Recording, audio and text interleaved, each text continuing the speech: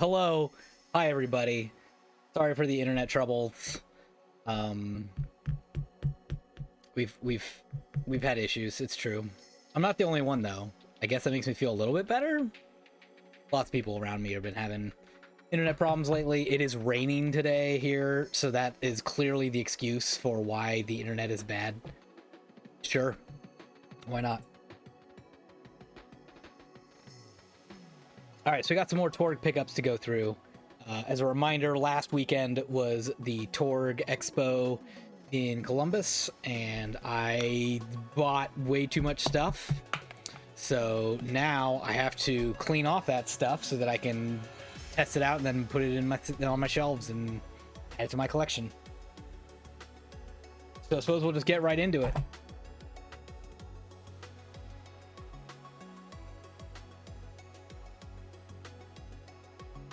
See if I can adjust my camera a little bit, make sure that's where I want it to be. You know what? It's fine. It's enough. I'll just do this. Even better. All right, picked up Rad Racer 2 for, as you can see, just $7. I can never remember if I enjoy... Oh boy, am I good? Did my stream die? Or is it just on my side of it? Camera? All the things? Hold, please. Nope, everything's fine.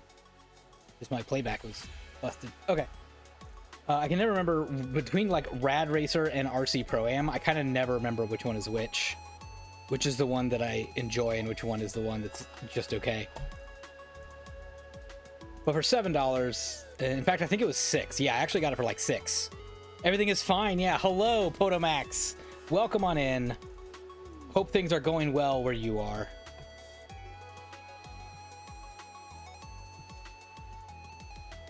So yeah, which one is Rad Racer? I forget. I forget. I can never remember. In my defense, that was a long time ago. It was like 30 something years ago when that game came out. So who can remember things from back then? Not me, apparently. So I'm gonna take out these little screw bits, put them on the side so I can't lose them. Carefully flip that up. I did that backwards. I got lucky. This board actually looks absolutely fine. Pretty fine here. Workday is almost done. Nice, nice. I took the day off today. I've got a long weekend here in the States as we celebrate American Thanksgiving on Thursday. It's also my birthday this weekend, so part of it was, yeah, I'm just taking days off to celebrate. Yeah, this doesn't need much, honestly. I think all I'm gonna do is just take a little cotton swab, get a little my 91% isopropyl alcohol that I've got in a little squeezy bottle.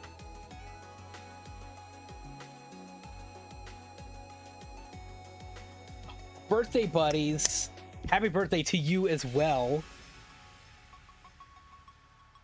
I'm just gonna kind of wipe this on the board. It's really, this one probably would have been fine just as is. I probably didn't need to touch it, but I figure since I'm cleaning everything else, I might as well clean this one. And then I was like, well, once I took it out, then I might as well clean it as well. So just a little Q-tip and a little bit of alcohol on these metal contacts, and that's all it's gonna need. You can see I did pick up a little bit of color off of there, so it wasn't worthless. It wasn't like completely unnecessary.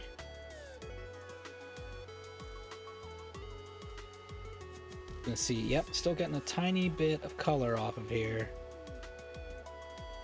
So I'm sure it'll be fine. I'm sure it'll play just fine. Just wanted to go ahead and get that as cleaned up as I could.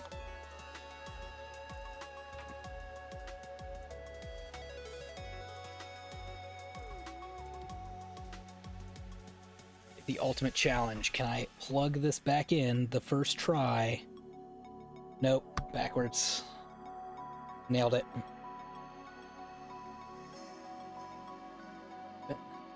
Carefully. There we go.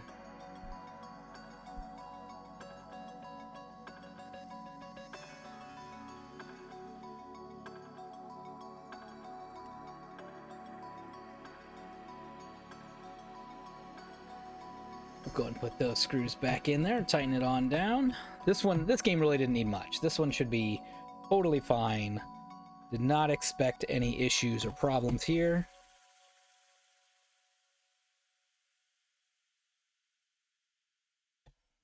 All right, go ahead and tighten those down. Now that we've got them all in there, careful not to over tighten and break the old 35-year-old plastic that's in there. Longer than that, probably. All right, look, just kind of at this point, I'm just looking to see if there's any other marks or anything I want to try to clean up. Normally, I'd find something on a game this old. Really, the only thing I see is this tiny little spot back here.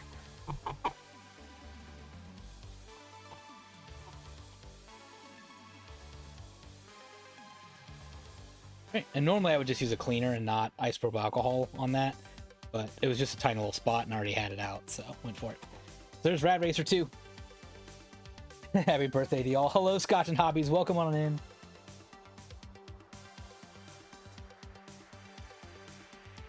Next up is one I was really excited about. I got this copy of Marble Madness for $6 as well.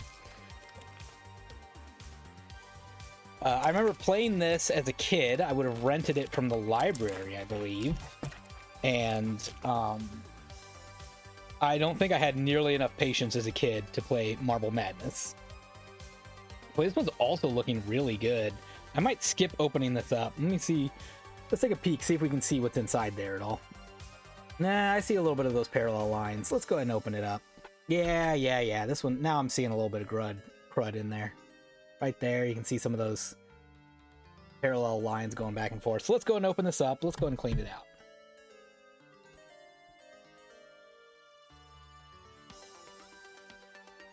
So on the previous TORG pickup stream, that was over the weekend, I went through all of the portable games that I picked up, as well as all the Super Nintendo and Nintendo 64 games that I picked up. I did have an interesting story when I was testing those ones. This would have happened after my stream was over. Come on out. There we go. I was testing all my games, and they all seemed to play just fine, except for Uniracers. Uniracers was not like, it booted up. It did boot up. The problem is it was like a corrupted game. It was kind of wild.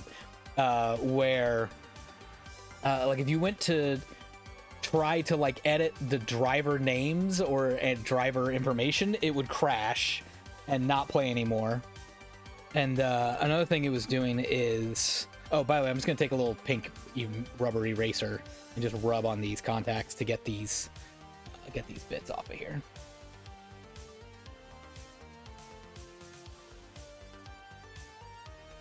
And then I thought it was no big deal until I went to go start a race, and then the first race I started, the game crashed and I couldn't actually get in there and play anything. So I was pretty worried. I was like, oh no, I probably need to just clean it again. But then just in case, I just happened to Google Uniracers glitch or something like that, and someone on Reddit had pointed out I don't know, 7 years ago, that there was a way to wipe the SRAM off the cartridge with a secret button combination where they pushed LR left and X or something like that. I forget exactly what the combination was now, but it asked if you want to erase the SRAM and clear it all out. So went ahead and said, yes, I want to do that. And then turned it off, turned it back on again, and then suddenly everything was working again. I was able to go back in and edit all of the racers info as needed, and most importantly, I was able to start racing. So that was something I had not come across before, but it kind of reminded me of the old Pokemon stories you'd hear about, where someone would take an action replay and mess with their cartridge and their save file so badly that the game wouldn't even work anymore. It was just completely broken. I'm guessing those Pokemon games also probably have some sort of way of wiping the data and starting fresh if you need to. But that was my first time experiencing it with one of the games that I've owned. Mostly because I don't mess with, you know, action replay that much. I was like, maybe this was like a Game Genie thing? Maybe Game Genie, you know, saved over this wild. So I don't know what it was, but yeah, clearing that SRAM off there and just wiping all the data. And, you know, it was little stuff like, you know, like your best times and stuff. All that sort of stuff was saved onto the cartridge. And so by erasing that SRAM, it basically just started like I was starting a new game anyway. Those weren't my saves. Those weren't my times. So I didn't really mind the idea of it. But especially because, yeah, when you go to like a convention like thing like that, it's like, how am I going to return this game if it's not working, right? Like, how are you going to, what's your return policy on Goober who had a table at a convention for a few days and then packed up and left town? Not much you can do.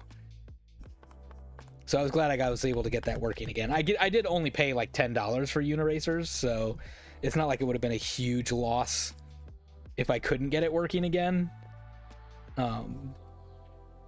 But yeah, it was fun to get that back up again. You're going to the KC Retro Games Expo in a couple weeks. Excited for some pickups from that. Nice. It reminds me of people not wanting to trade with you if you had Missing No in your collection of Pokemon. Yeah, that sounds about right. Certainly there's a lot of fear about that stuff back then of like, oh no, you're gonna get my game all goofed up too, and then I'll be stuck. It's also interesting because like so many of our problems back then were based on the fact that like this is my copy of Pokemon, but like there's nothing I could ever do to fix it if it's broken. Like nowadays, now that we're all adults and not just on a playground, we can be like, look, worst case scenario, I can buy another Pokemon game. Like it won't be the end of the world if I have to buy another Pokemon game. That's okay. But like back then when you're a kid, you're like, I can't buy anything. I don't have a job. I don't have a car to go to a store that sells Pokemon. This is my copy. I have to protect it. All right, so as you can see, we got a lot of dirty grossness off that board. Remember when I was like almost not going to open that up? I was like, it's probably fine. Nah, they only cleaned the outside of that cartridge. The inside was gross. We're going to get some isopropyl alcohol on a Q-tip. We're going to wipe off stuff. Looks like I am dropping frames again. Yeah, I'm still having internet issues. I'm just going to try to hopefully push through it and hope it's okay. Hopefully next stream it'll be much better. Hopefully it'll fix itself in a little bit.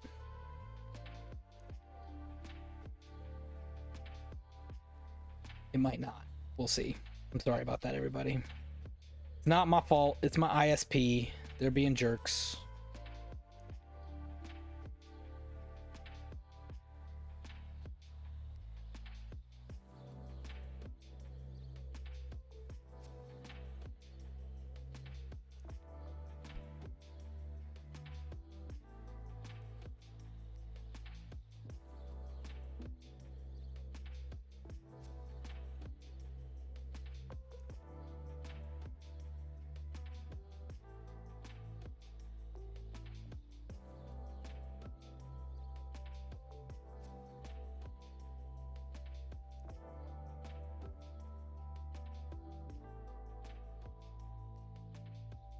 Man, we were going okay for a bit.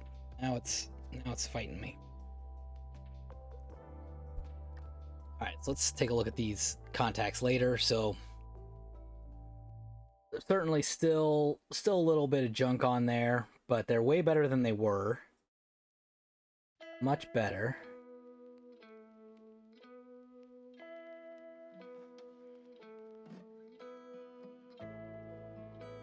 You can see it's been played a lot for sure. Still a little smudge on that far side. I wonder if I can...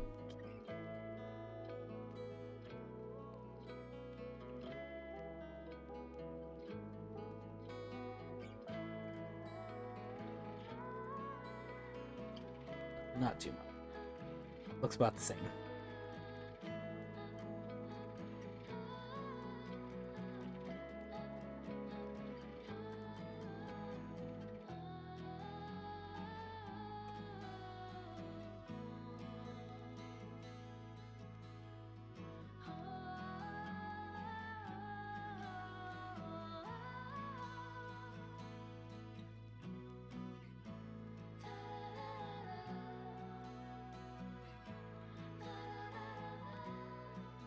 All right, let's put these screws back in Marble Madness.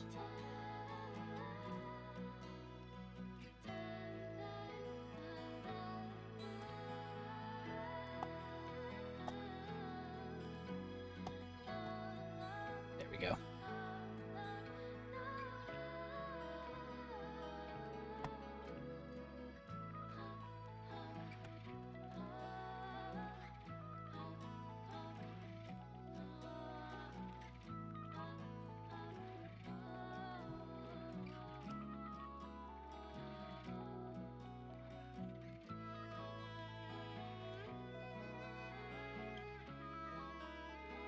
Alright, we'll tighten those screws up a little bit.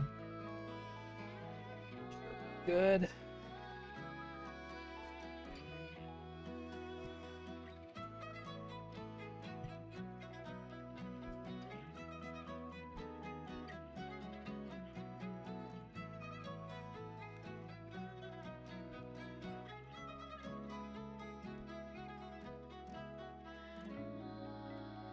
Gonna push all that junk off to the side for now.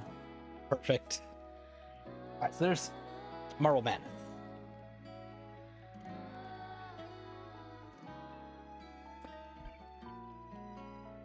Next one up is NES Open. Nice little old-timey golf game, kind of like a prequel to the Mario Golf series. So it's got a lot of the same like 3-button pushes.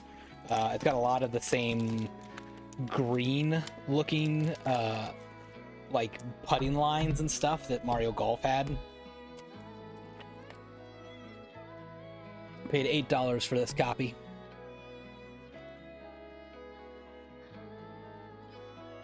So I think most of these have come from that same seller. So like they're in really good shape on the outside at least. Let's see if I can peek inside at any of the junk on NES Open. Not as bad as Marble Madness was. But I'll go ahead and open it up and we'll just see what it looks like inside.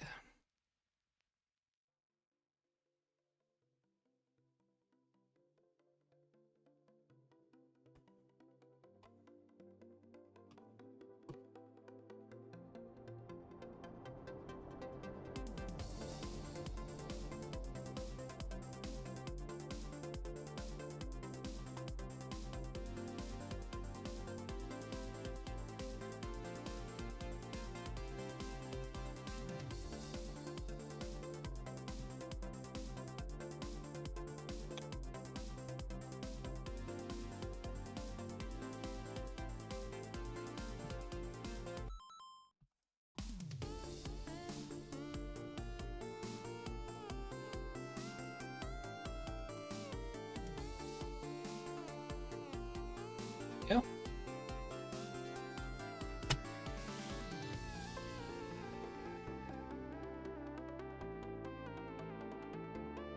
Alright, so here's what the board of NES Open looks like. Not too bad. Might not need much, but we'll give it a cleaning anyway and see what else we can get off of it. See how much we can restore that.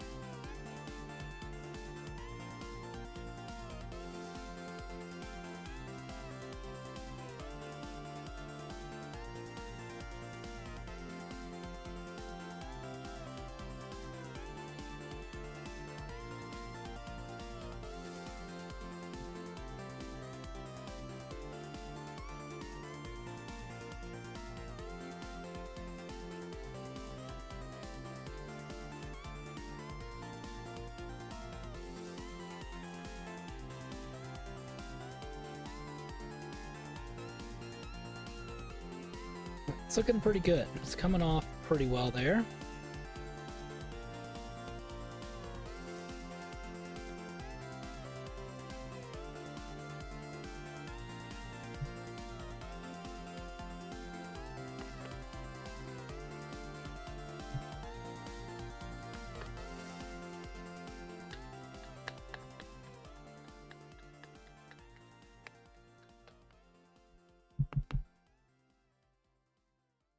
All right, that's looking better.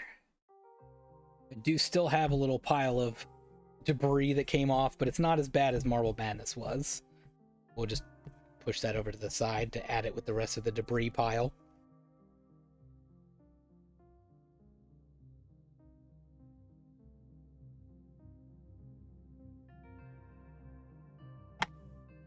We'll get a fresh Q-tip and get some alcohol on those contacts and wipe it off.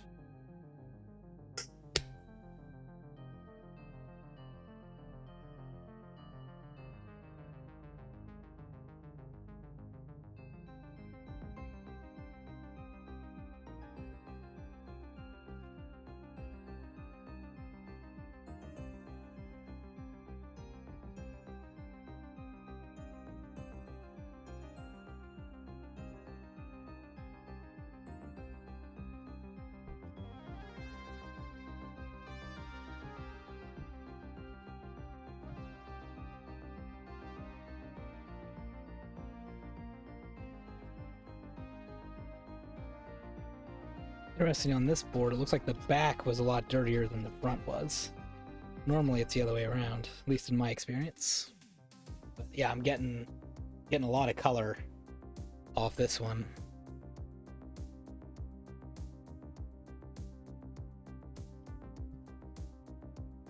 So I think it'll play okay. It's just good to get that junk off the board, make sure it's nice and good, and then doesn't do any damage or dirtying up the inside of my Nintendo system when I go to plug it in and test it out.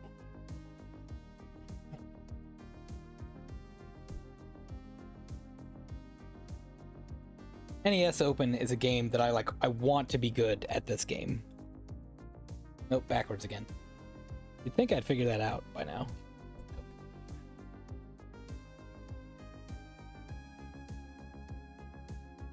I want to be able to be like, oh yeah, hole number 10.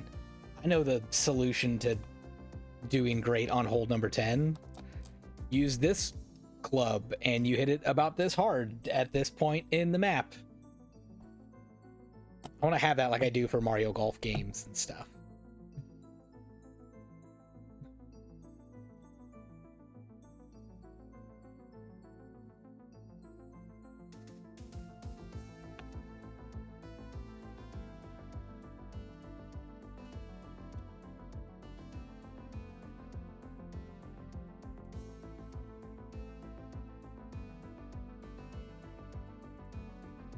Gosh says you wish you were better at Mario Golf, but you kind of hate it because it feels inconsistent to me. Yeah, some of them are pretty hard. All right, is there a reason these screws won't catch? What did I do wrong? Nope. Yeah, none of those screws caught. Not a single one of them. Maybe this was opened up at some point and someone stripped all these screws.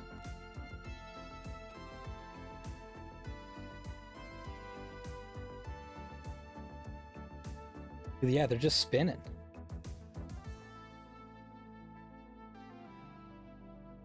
Seem okay. They must be stripped.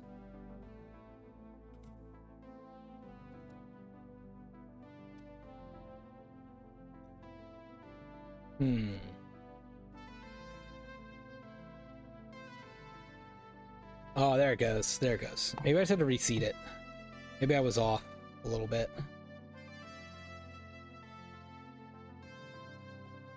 Yeah, now we're good. Now we're good.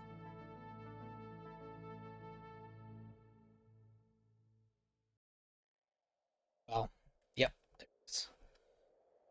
Cool. Now we're good. All right, let me just tighten that down just a smidge more.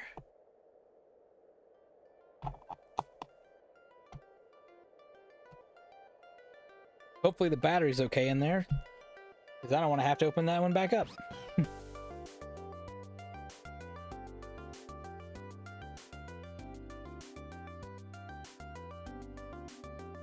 There we go.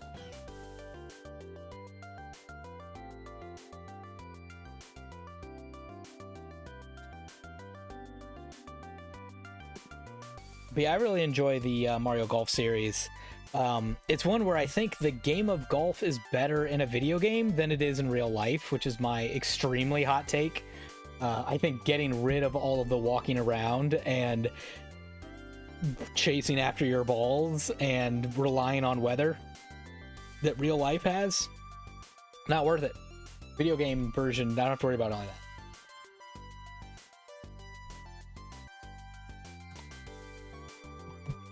Next up, I got this one real cheap, Fester's Quest. Just $5.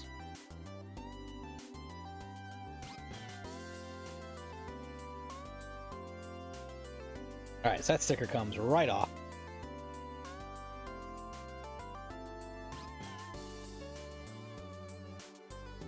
The outside of this one still looks pretty good. Like, I really don't have a whole lot of cleaning I need to do on any of these. Oh, there's another sticker, though. It's, at least on the outside, it's really just cleaning the inside of the board. Fester's Quest, let's go! Yeah, I know I haven't really, like, gotten deep into Fester's Quest. I think I've played it a few times on emulator and just been like, that game's pretty good. I should dive into that game at some point. I should, like, actually play it, and then I haven't. But now that I own it, it will be easier to do so. We've beaten that one. Nice. Certainly don't need any letter Fs in my Polykill challenge for the rest of the year, which I'm doing really badly in, by the way. I do have a beat that I need to post still. I did finally beat Vampire Survivors that I was playing. Like, it's kind of the only game I was playing, and that sounds like I was playing it like crazy, but no, it was more like I had to convince myself to play video games, and the best I could do was like Vampire Survivors on my Steam Deck while I was on the couch or something. Ooh, boy. We got ourselves a dirty cartridge. Look at that. Look at that grody-ness.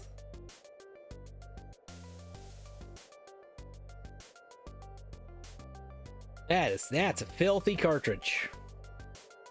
Alright, so we're gonna take our eraser and we're gonna go to town here. This is gonna... Oh, strap in. This might take a bit. Let's see if I can do like a little bit of a good like before and after for you. So that's kind of the before. I'm gonna like scrape like half of this and then show it off again.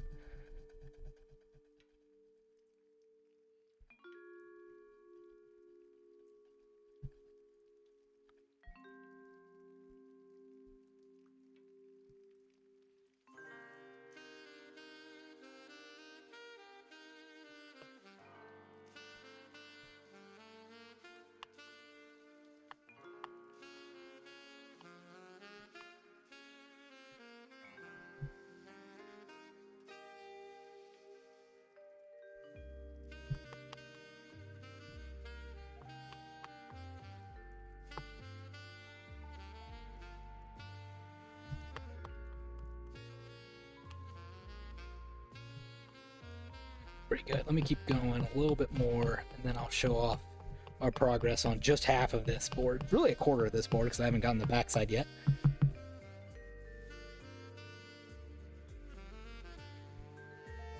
But yeah, so we wiped off the right side. This left side has not been touched yet. So most of that like kind of black color is gone. Most of it anyway. You're still going to get some of that like kind of discoloration scratching and stuff. That's normal. That shouldn't affect play at all. But I do want to get rid of all that gunk that was off there.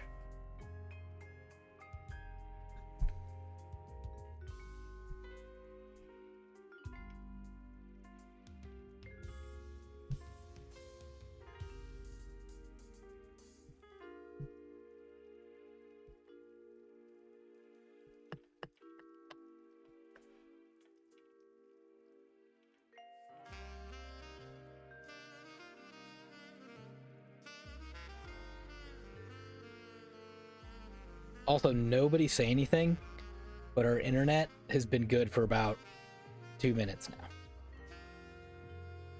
Don't tell anybody though. It's a secret. Keep it a secret, or else they're gonna come find me. They're gonna break my internet again. So just between you and me, just keep this among ourselves. Our internet might be good again. We may be okay. We just had to work through the little problems.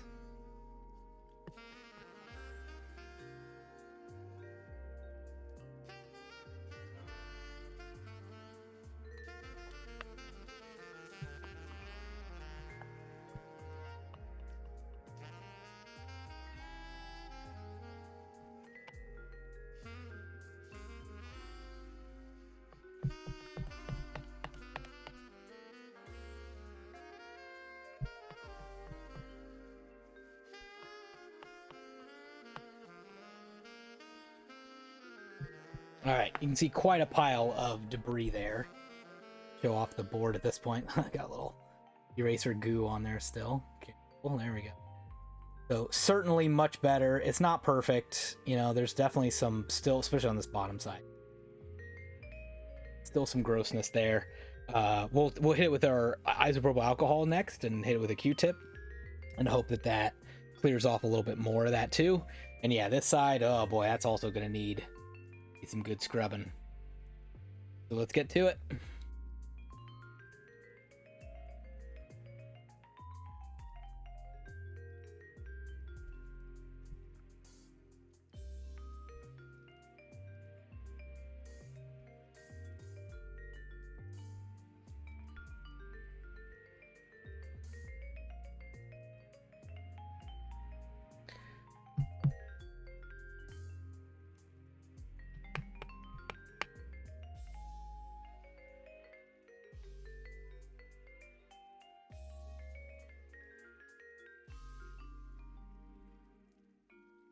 So with that polykill challenge, yeah, we'll see what happens with it.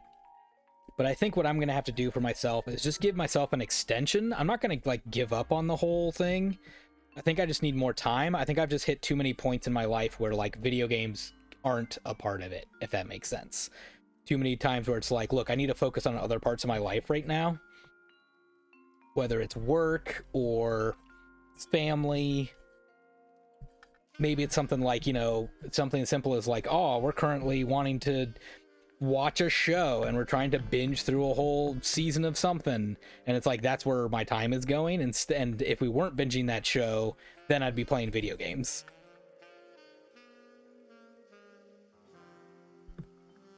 So I think it's okay to just allow yourself to say, you know, my hobbies have to go on the back burner for a bit. There's other things I need. I mean, they are just hobbies. They're not supposed to be your primary things you're working on, I tell myself. So I think it'll be okay. I just have to forgive myself for not completing that challenge and, you know, celebrate those who did and just, you know, kind of say that I'll get there eventually. I just need more time, need an extension. All right. So here's our board so far. Here's what that's looking like. So much, much better. Much, much better. Not perfect by all means, but much better. How many away am I? Let's see, if I just got the letter V, I think I'm like 10 or 11 away, maybe. It's not that. Is it about 10 or 11? It might be 10 or 11 letters that I still have to get. So, and I'm sure I could do it if I needed to, in like the sense of like, if I wanted to just find letters for some games that like they weren't high on my to play list, but I know they're quick beats. You know, I'm sure I could do it. It's not too late. I think it's more, there's games I want to play in the current letter, and I don't want to give up on playing those games just to play something else and complete the challenge. You know what I mean? Like I want to keep the spirit of the challenge alive, which is to play games in your backlog. So a really good example is for the letter I was planning on playing Inscription for Spooky Season. I was gonna have that be part of my October games that I played. And again, I didn't do much gaming in October at all. The gaming that I did play, I spent on Metroid Samus Returns on 3DS, and I was streaming it. So that's another letter I'm going to be close to beating. That one I can beat in just an hour or two. I just need to find, again, time to stream that and play it instead of doing this that I'm doing now. And so I still want to play Inscription, and I still want to play it soon. So I don't want to just find another eye letter game just to say I'm done with the eyes. Like, I want to make time for Inscription. It's not that I'm playing other games instead. It's I'm just kind of not really playing anything at the moment. And when I do play something, Inscription's going to be like what I want to play, even though it's not going to be October anymore. You bought some games just for the letters because you didn't own any of the games under those letters. Nice, nice. Yeah, I didn't really have that challenge, or that part of the challenge. I did own games for every letter. The only letter I had that, like, I didn't really have any games on my backlog in the sense of, like, games I wanted to play right away was the letter Z. That was the only struggle for me. I have games I wanted to experience that started with the letter Z, but I didn't have games I wanted to beat in the letter Z is the problem. Like, there's a couple of, like, Z-lettered puzzle games, like Zuma's Revenge or Zookeeper or whatever, that are like, you know, you may want to play them for a little bit, but I don't know if you need to beat every dang puzzle till you feel like you got the point of it, you know? Or, like, some of them don't really, they're not really focused on beating, they're focused on giving you an experience that you play when you're on the bathroom or something. So that was the only really hard one where I was like, I don't have any games I really want to play that start with the letter Z.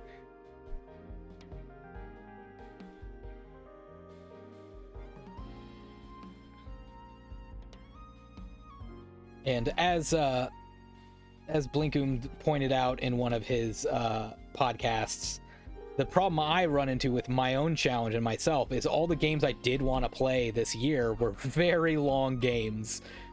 You know, I put 300 hours into Tears of the Kingdom. You know, I played an XCOM game. Those aren't short. Even Metroid, which I was like, oh, it's a Metroidvania. That won't take long. Like, I'm up to like 11 or 12 hours in it, I think. And I thought I'd be done by now. All right, so this one ended up needing quite a lot of attention. But I think we're doing pretty good now. I think we've got it much, much better. We got a little bit of shine on there. The kind of dirt and grime is off of it.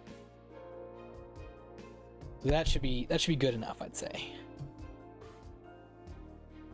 You didn't own a Z or Q game in your 500-ish physical game collection. Q I got lucky with. Q was a game that I bought quick spot relatively recently from a video game store in Columbus. Is just one of the ones that's in like the mall that's like a mom and pop kind of shop. They had quick spot complete for like $5, and I was like, I'll give that a shot. Oh, I just threw it in backwards. Dang it. There we go. And I ended up really liking that for a $5 game. But there's other games where I was like absolutely sure I was going to play it. And the other problem I ran into is there's some games where I'm like, I don't enjoy this game that much. Like, I got what if I weren't doing a challenge, I would say I got what I came for, you know? I got everything I wanted to get out of this game and I'm done playing it now. Like, I'll keep it because maybe I want to play that experience again later. But it's not that I want to complete the game. It's not that I want to get to the end or I want to increase the challenge or difficulty or whatever. It's, you know, like I'm like, okay, I got what you're selling here. Cool. I'm done. And, you know, in the challenge, that you kind of can't do that very often. You kind of need to be able to say, you know, I am going to push through and get to the end of this. So one of the letters I was accidentally working on for W is a game I got in TORG, the Wacky Sports Collection or whatever that was. What is it called? Tiny Toons Adventures Wacky Sports Challenge. That's what it is. That I was sitting down just to test it, and I was like, all right, and I kept playing it and I kept playing it. But yeah, I got all the way to the super challenge mode that's at the end, and now I can't beat it. It's too hard. But like, did that count as a beat? Did I beat it on easy, medium, and hard difficulties? There's more of the game that I haven't finished yet. There's still more challenge, so I don't know. I guess it's the difference between like a beat and a platinum, right? So I should post that like, yeah, I beat that game, but I feel like I haven't because I haven't beaten the challenge mode yet.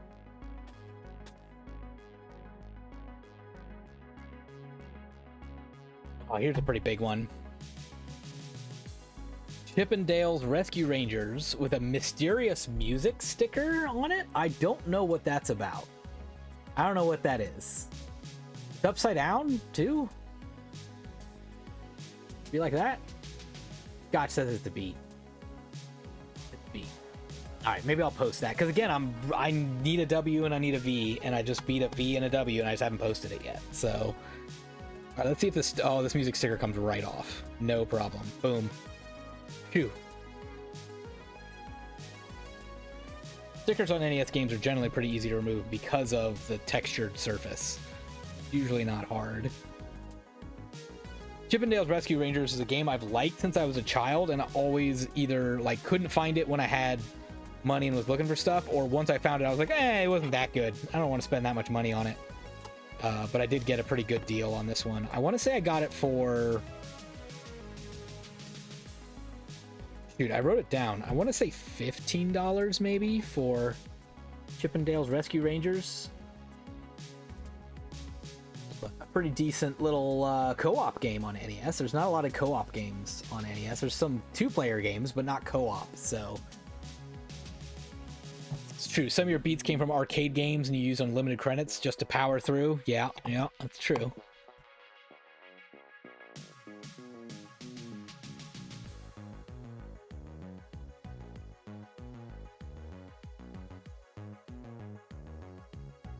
That reminds me, one other update I have from my last TORG beat, speaking of arcade games. My TORG haul from yesterday, I was showing off a WarioWare looking Game Boy game that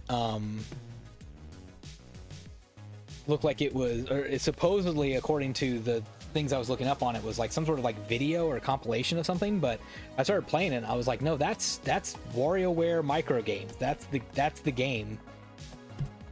It's just in Japanese, so that's pretty cool. So I've got a couple more things to show off that are kind of like that I'll get to when I finish these NES games. Let's take a look at this board. It's all right. Got a little bit of grossness on it. What I'm really seeing on here that's interesting, if I look real close, you can kind of see like this like white stuff around it, and like the top of the gold is kind of corroded a little bit, like right there. You can see almost what looks like a liquid is dried on it. I think someone tried to clean this with a not good cleaner at some point in its life. Yeah, there's some sort of white stuff right there. How close can I get in there? Still focus on it. So that could be like a brasso, maybe? Someone might have used like a brass cleaner on it, or just, not a good cleaning job.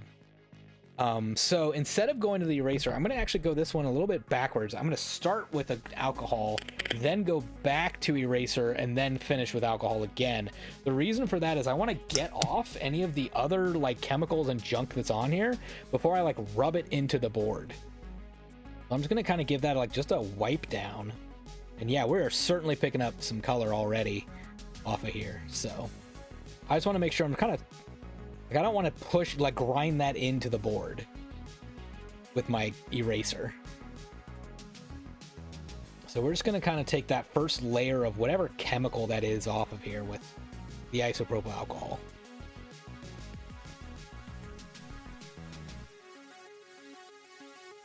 All right, and certainly we got a lot of gross color off of that. So we do have some cleaning we got to do.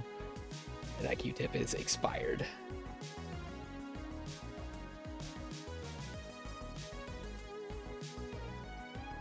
All right, start with a fresh, clean workspace surface so we can see what kind of colors come off of this board when we're done.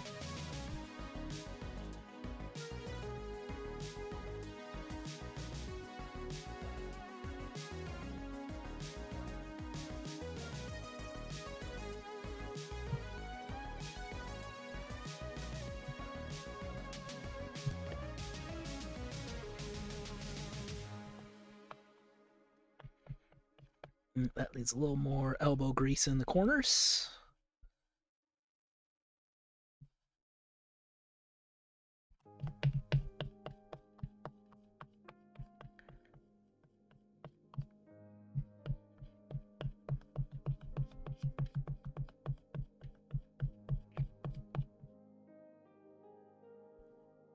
Give that one more pass.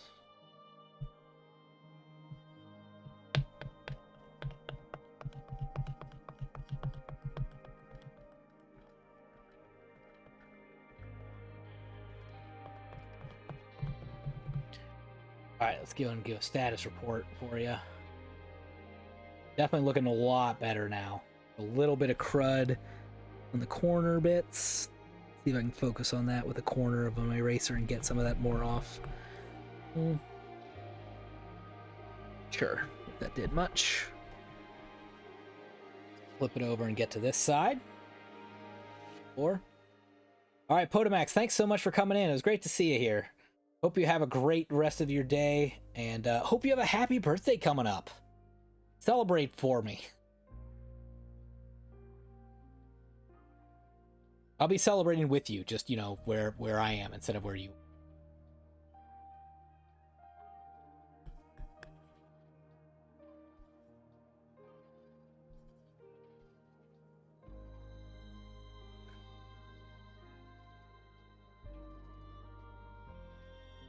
I think this front side was dirtier than the back side on this one. I think that chemical residue was a little worse on this one. Hopefully we can get everything cleaned up okay. Working on it. Nice.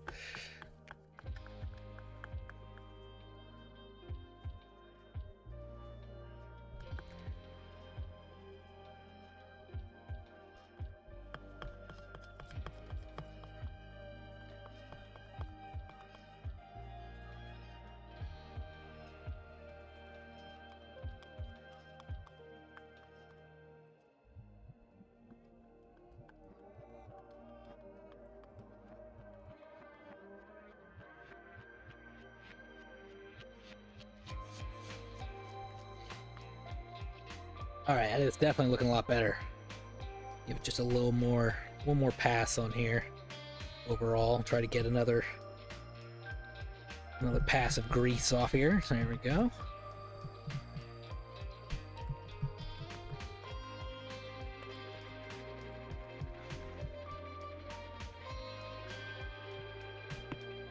Alright, so there's all the junk we took off that board. Push that off to the side. And then I will go back with more isopropyl alcohol to polish it up a little bit, get off any little bits, which also helps me. Another big reason I do that at the end too is it gets off any of the extra eraser bits that I left behind. The alcohol does a good job of picking that up too.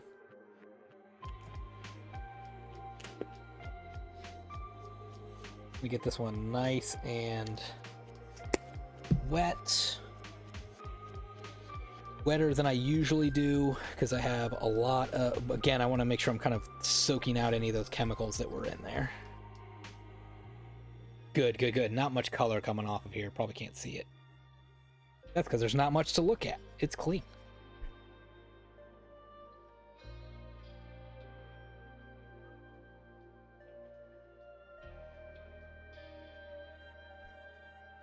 Cool. Gonna go up and down all these contacts, trying to scrape them up nice and good. Get anything else off of there.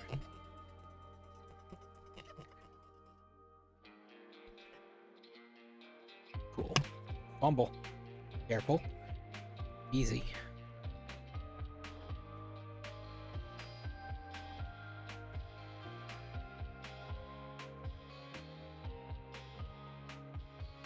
All right, let's go ahead and Other side of a Q-tip there. Do it again.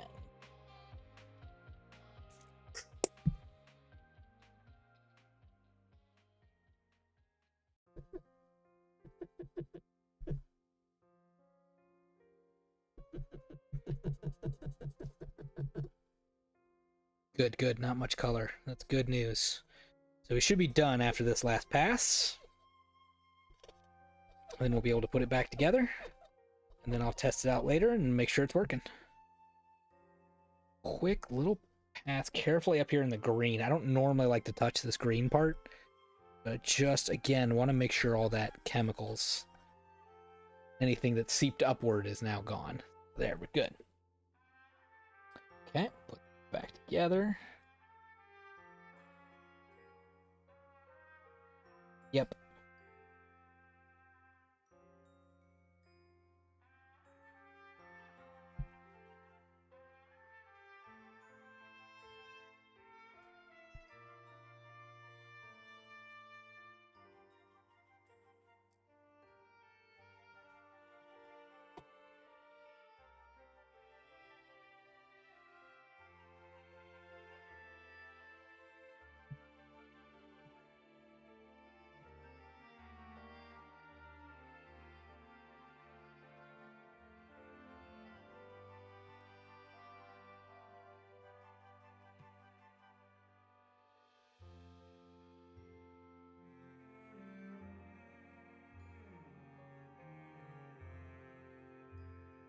Alright, that's pretty good. Pretty tight.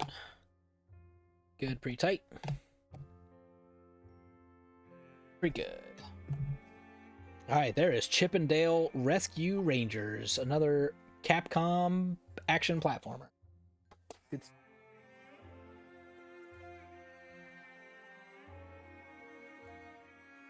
Alright, let's grab a couple of the cheaper, junkier ones. Adventures of Bayou Billy. This game only cost me $2, which is good, because I don't think I'd be willing to pay much more than that.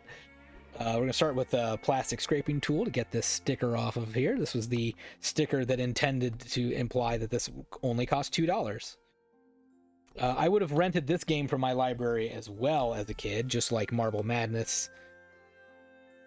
And just like Marble Madness, I did not have much patience to get on this one. I believe I would have said this game sucked and brought it right back as soon as I could, because I thought it was game's stupid, it's dumb, which, I mean, it probably is, but I think this is a game that cries for a Game Genie, which I have. So that's part of what I want to do here with my some of my games and stuff, is find some of those games that were like too hard to beat as a kid and just put on a Game Genie, and then you get to enjoy Bayou Billy. Look at this dude's like lack of neck, by the way. That always bothered me. Where's this dude's neck? Where did it go? You just got a head just like dropped on top of his chest there. So since this game was only $2, I'm assuming I'm going to need to do some good cleaning on it. Yeah, it looks like it's got a little bit of dirt and smudge in there. I just assume that, like, whoever had this game probably didn't take care of it as much as other games. I mean, the outside still looks pretty good for an NES game. I can't believe I haven't had to use any cleaner on the outside of these cartridges yet. I've just gone right into the inside and gone on the board. But the outsides have been fine. Again, for a $2 game, I would assume someone, like, I don't know, spilled an entire Diet Coke on this board or something. Is that enough? Did I get it? No.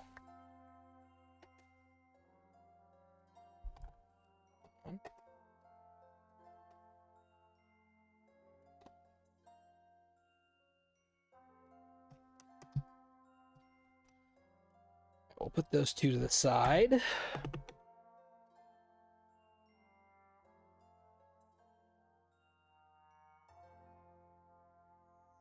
Come on out, Bayou Billy. There he goes.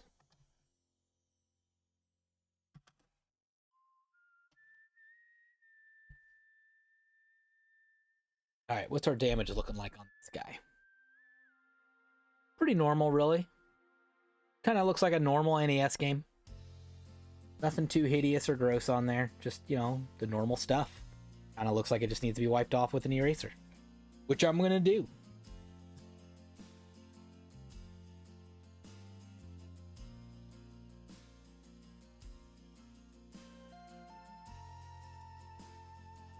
So yeah, Bayou Billy I remember being way too hard, and not hard in the sort of like, boy, they made this game challenging, huh, kind of hard, but in the like cheaty, unfair, game doesn't play very well hard. So I'll be curious to see what kind of things are out there to try to make this more playable today. Are there any game cheating codes to like fix the mechanics of the game? Because I've seen that before. Or is it simply just, yeah, make it so like I have like, I don't know, quadruple lives or infinite continues or whatever. Whatever it needs to be.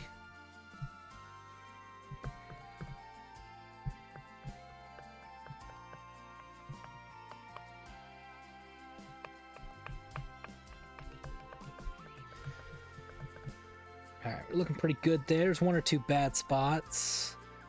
Look like they may be worse than just something I can get off with an eraser. We'll see.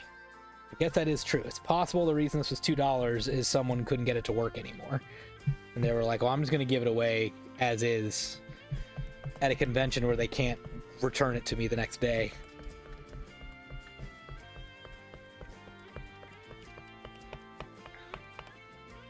Even then, an NES game these days, I'm sure I can get it working again.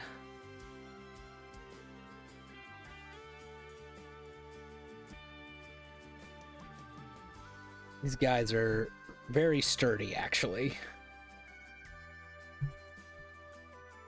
Once you bypass the lockout chip on an old NES system and, you know, deal with that flashing that always happened, once you fix those two things on your NES, then you're usually in pretty good shape. You just got to clean off the junk off these boards pretty frequently so that you're not putting all this dirt and crud inside your cartridge or from the cartridge onto your system. And then the other pro tip, if you've got an NES these days and you're still playing old NES games, is don't push down. Don't push the system or the game down into the bottom of the NES system. You don't need it. That was just for aesthetic purposes only, but that effort kind of pushed the springs and put in odd pressure points on the cartridges and on the connectors. And it's not good. So you should skip that. Just leave it in there, just like you would if you had a Game Gear or a Game Genie sticking out of it. All right, so let's take a look at another look at the progress here. Ooh, it's a couple. See that little interesting scratch right there? I'm pretty sure I didn't do that. Maybe I can only see it because I've got it this zoomed in. It's interesting. But yeah, we got a few bad spots still somewhere in this area. I don't know if we can do anything about that. Possible the isopropyl alcohol might help with that. That might be able to help where the eraser couldn't. And it might still be good enough that it still plays okay.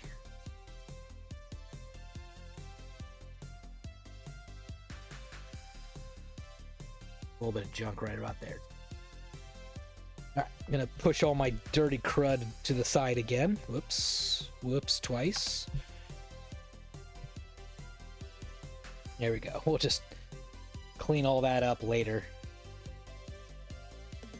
I kind of knew this whole stream was gonna be like just getting gunk off NES games. All right, so we'll go back to the isopropyl alcohol, get that nice wet.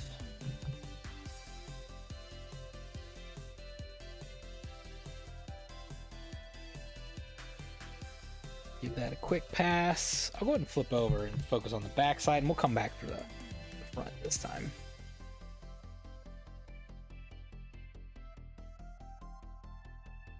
Now I'll do a little bit of scrubbing with it.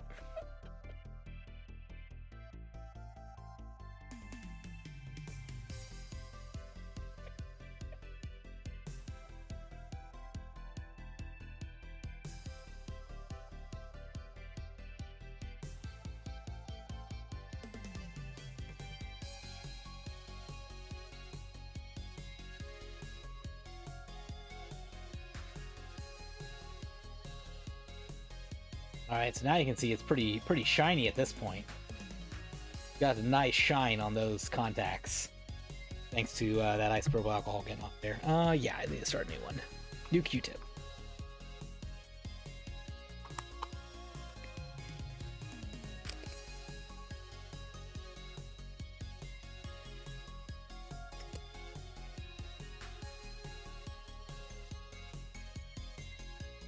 Gonna do the one pass again, let it kind of sit and eat away at anything that's on there that needs to be removed, and then I can scrub while that's working on it.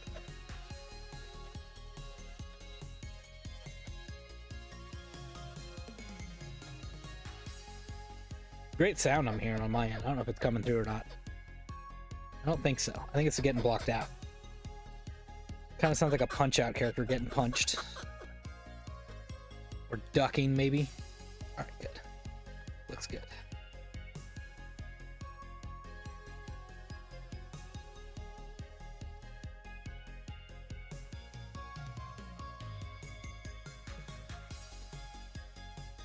There we go. Looking good. Put it back in there. Possibly the correct way. Good. Again, I don't think I need to bother with cleaning the outside of this cartridge at all. I think it's okay. There's maybe one or two little spots. I wonder if I can just get it with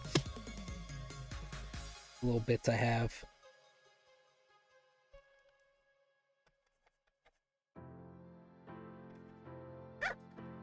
Maybe we will clean it. We'll see. Let's put these screws back in.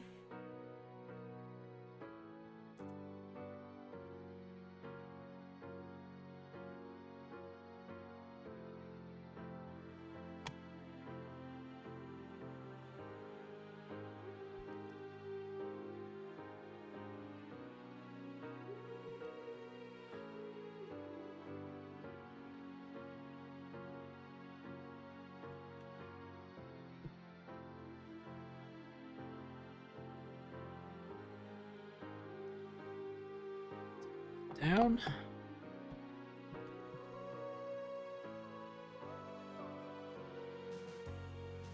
Alright, just for fun, let's go ahead and clean this one up. Get a paper towel. I'm gonna get some all-purpose cleaner. We're using Method all-purpose cleaner here, which is a lavender scent. Makes my room smell nice. Spray onto there. And then just kind of give it a wipe down. Trying to avoid the labels for now. I'll come back to the labels later once I don't have as much wetness and moisture on my paper towel. I do want a little bit, like now it's probably good, but don't want it to be soaked or anything. And then yeah, we did get color off of there, so maybe it's good we clean this off, huh? I guess we did get some years of dirt and grime to come off of that cartridge.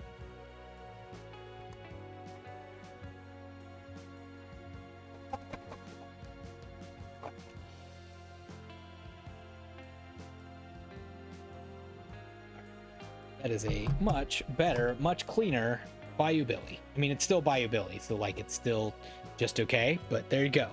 Bayou Billy.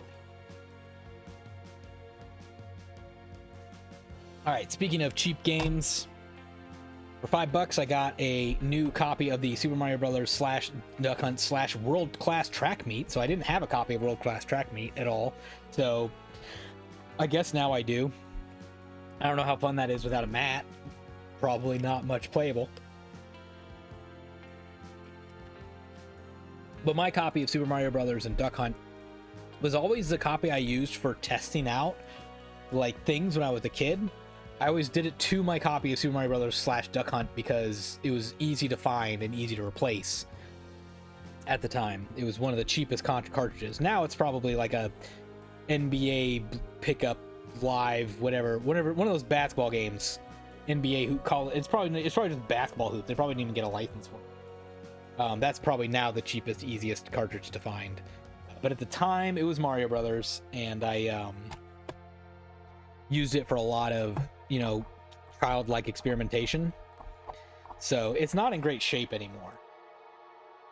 So I was thought for $5, why not get a world copy or a copy of World Class Track Meet, and also get another working copy of Mario and Duck Hunt. Make sure that's good to go. Mine has like broken shells and stuff. It's got. I might have swapped the back. Now that I think about it, I might have swapped the back of my Mario and Duck Hunt for another game that had a broken one. That could be part of why the one I have is not good. So nothing too scary on these contacts inside. We're just gonna go ahead and open it up and do our normal cleaning. Look kind of like a normal NES game.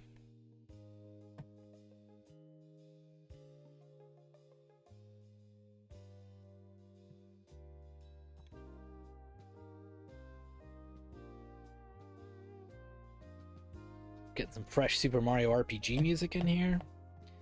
Good old Booster's Tower.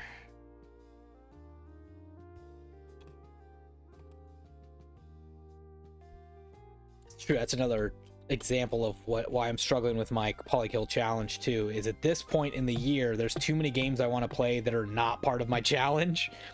I want to play like 8 more S games and F games, and like I've already beaten those. Like I'm done. But I want to play Super Mario RPG. I want to play the Final Fantasy remasters and go through all those, even though I've already beaten one of them this year. All right, so there's your cartridge. It's this one looks different. It's got like green on the bottom. Still says Nintendo on the board. Yeah, there you go. Yeah, it totally looks different. Yeah, look at these big blobs of goo.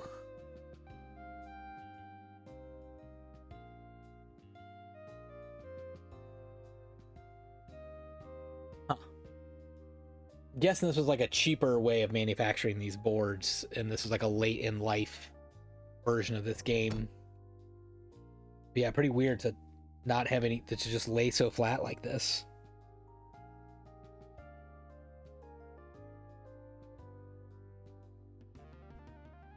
I don't think I have any other games that are like this that I know of. But the cleaning's going to be the same. We're just going to take an eraser and go to it.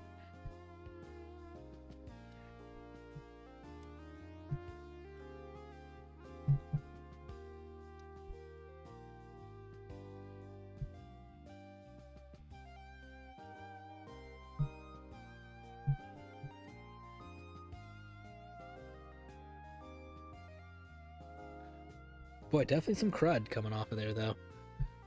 Dirtier than I thought it was.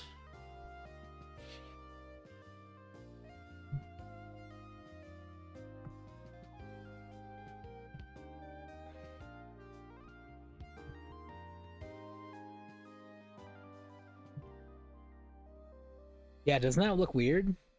I feel like I'm losing my mind. I'm like, that's not like a counter. Like, who would counterfeit this game? Am I missing something? It must have just been a, yeah, like I said, like a later version of making this game.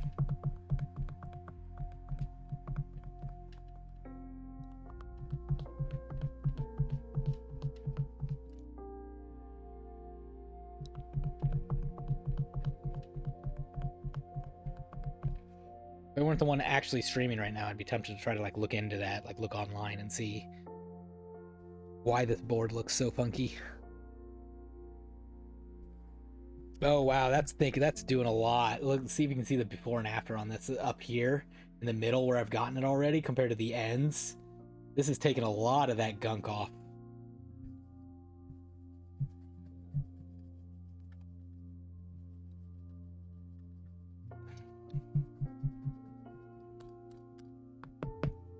Yeah, lots of junk.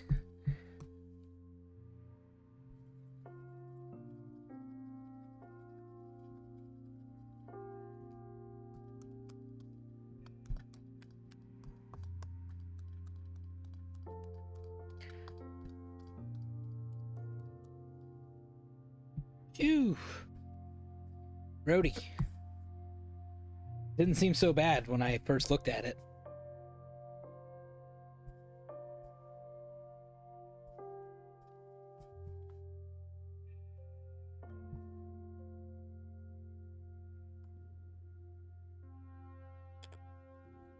See how the isopropyl alcohol.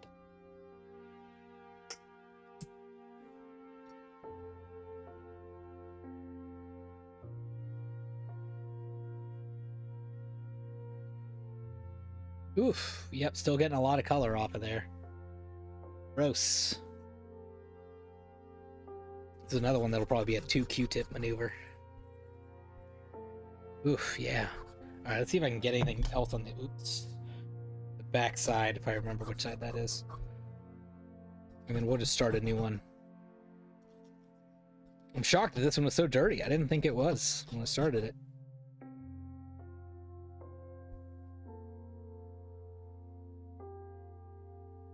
Alright, fresh Q-tip.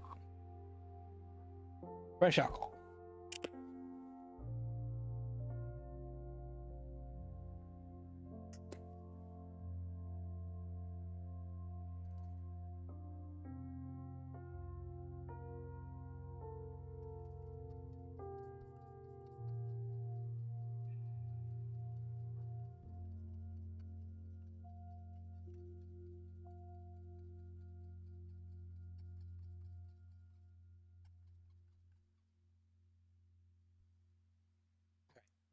Not as much color now.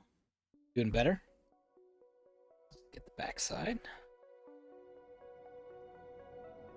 Alcohol already. Carefully. Okay.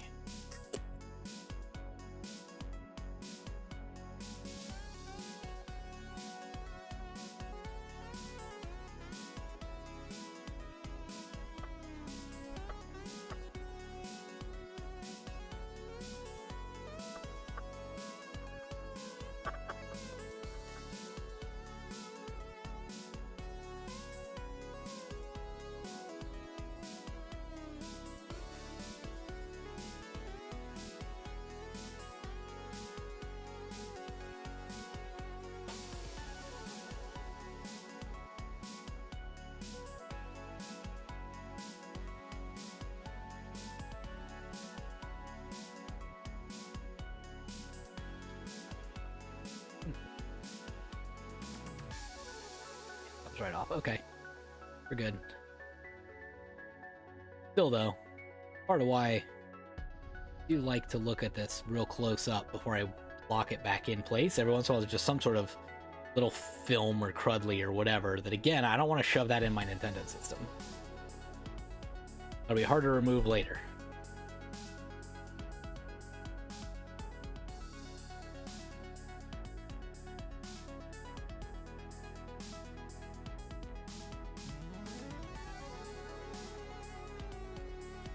Oh boy, which way's up on this cartridge?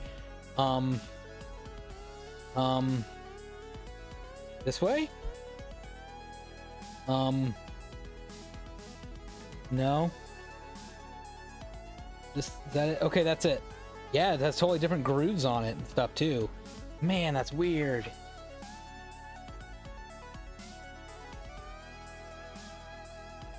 This part's the same at least.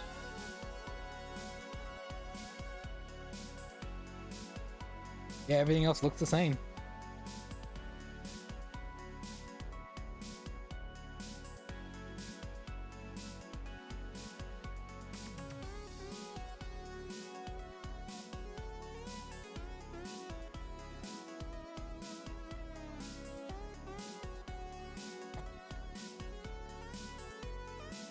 And then I'll give this another look over and see if we need to do any cleaning to the outside or not.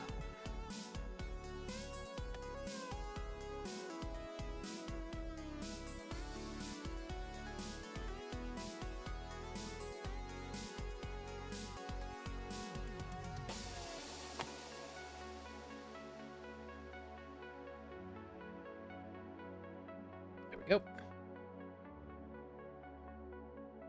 There we go. Mario Brothers, Duck Hunt, Track Meet.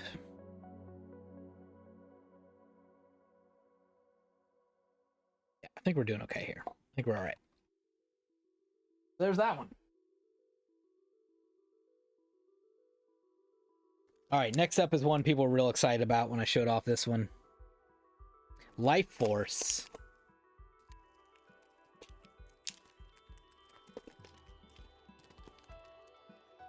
Now this one does have some label damage on the back, I noticed. It definitely had some sort of probably rental sticker or something there. I don't think I'm really going to get... Well... Alright, I might be able to get some of this off. Now, it's going to be a little tough because it's label on label, but I can at least try to make it a little better, right? Just try to make it a little better than it is. Now, it looks like someone else here especially peeled off the sticker. The actual label itself right here has been torn. So I won't be able to make this perfect, but I do wonder if I can make this just a little bit better. And try to do it without... Let's see. Yeah, it's coming off okay. I'm trying to think what, if any, chemicals I could use here. Because it's on this paper label here will not handle heptane, which is usually my favorite thing to use here. Let me switch to the metal one a little bit too, and just see how the metal one fares. Metal one usually is dangerous because you can gouge the label.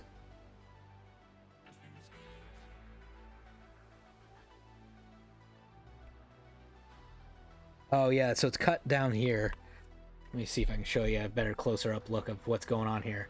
So right here, this is someone gouging into it. That's all gouges. Up here is stuff that I can get a little bit off of if I'm careful, as well as all this white stuff here. I think I can remove that. Down here, that's a tear. All of this has been ripped off the original label.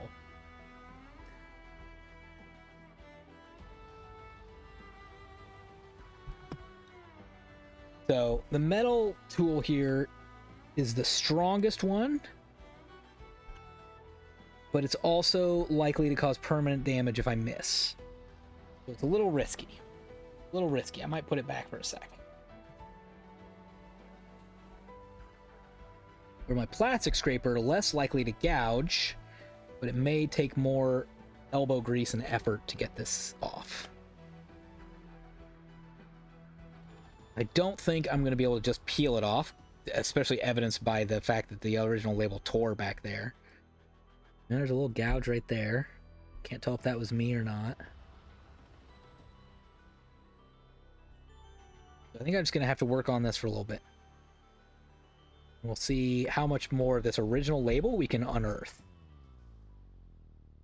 I think chemicals might have to be out of the equation here.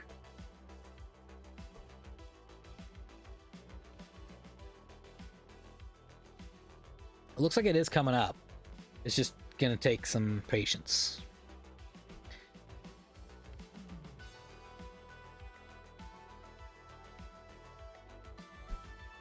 Yep. Doing good. Just keep it up.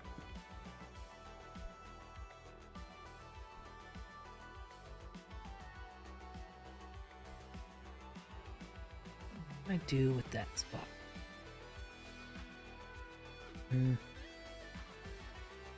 Guess I'll keep getting at it from that side. Let me rotate a little bit, get some different muscles in action here.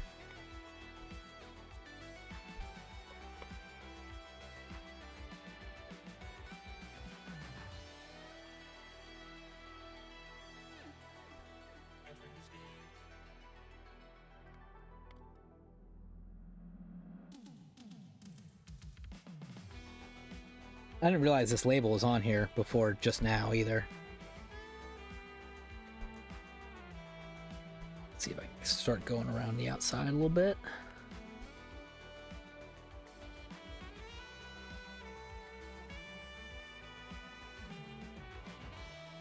That part right there is a little dangerous. That's where the gouges start to happen, where someone took up something sharp and cut into it.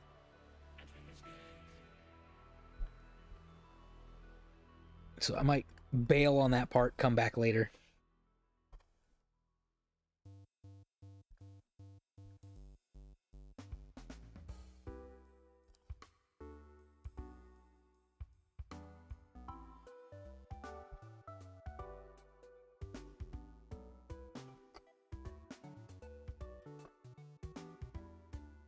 Try. Oop. A little unwieldy with my finger that far away from the edge.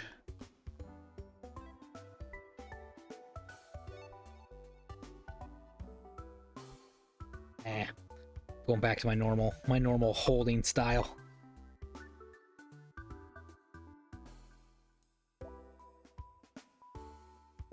I don't think I can peel this back, can I? No, it immediately broke off and tore. No point. No point in trying it. Go back to the old push and shove method.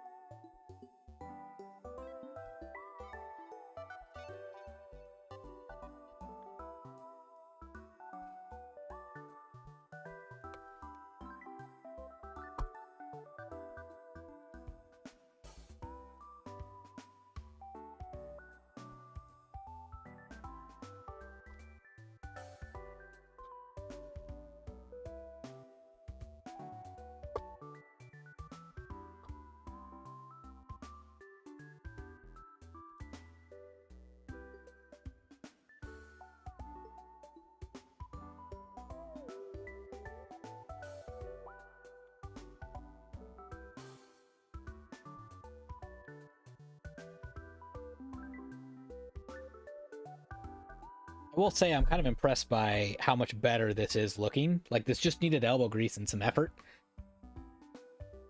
Hello, Gidget.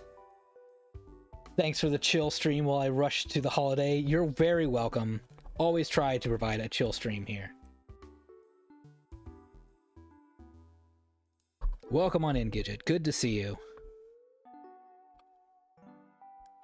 I hope my cool, chill beats to clean games to in the back has been nice and relaxing and removing stress.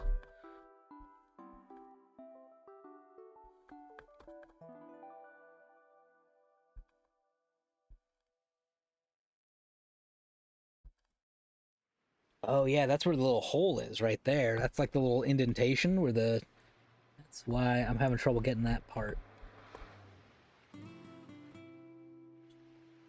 I know this is not going to work. I know it's not going to work.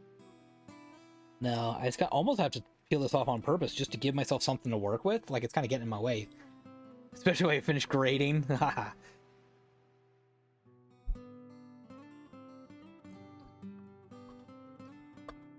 I myself am not an official teacher, but I have assisted with grading before in the past, and I kind of liked it, actually. I kind of enjoyed it. I guess it really depends what kind of grading you're doing, though, because if you're doing, like, you know, reading like 5-paragraph essays and stuff, those are going to be a little harder to grade. You're writing like science papers and stuff, that'd be rough. I don't think I'd be very good at those. But if it's like the fill in the blanks and the multiple choice questions and you got yourself a little key, I kind of found that kind of chill and relaxing to do those. Chill and relaxing until you get a kid who answers a bunch of dumb questions wrong and you're like, no, come on, kid, you're not that dumb, I know it. I expected better from you, Devin, or, you know, whatever the kid's name is. Come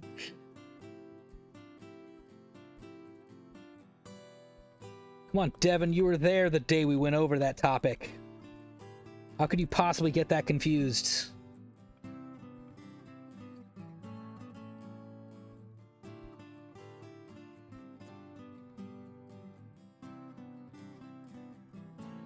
Yeah. Getting some good hits here.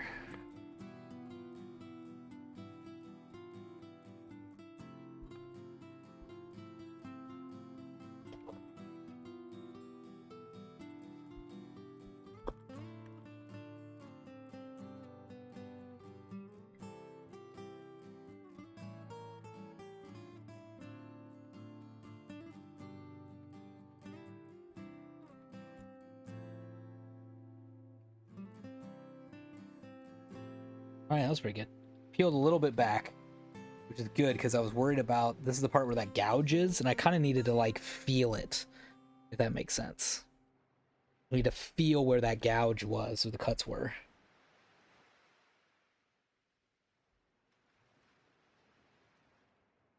Cool. Chunk off there. Musical notation, yes. Jaded right now, for sure.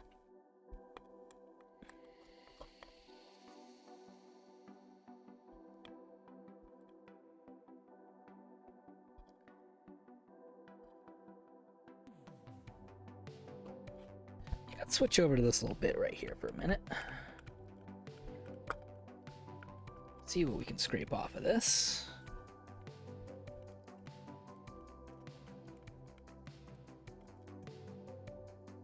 There's a piece of the original label, I think, that had to come off. It was only stuck by the sticker at that point.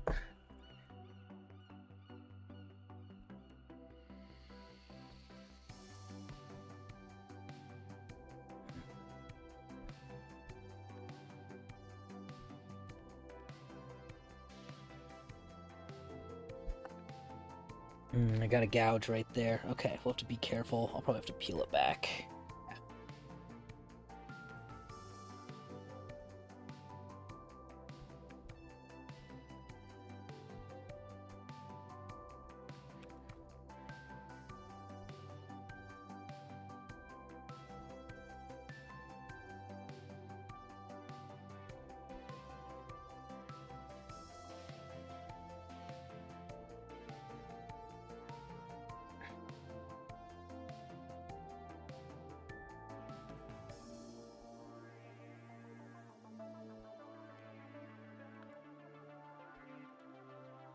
Can't feel any of that tearing.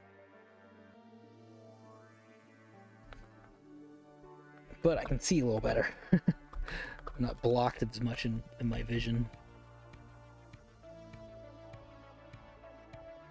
Well, that spot might just have to just stay like that.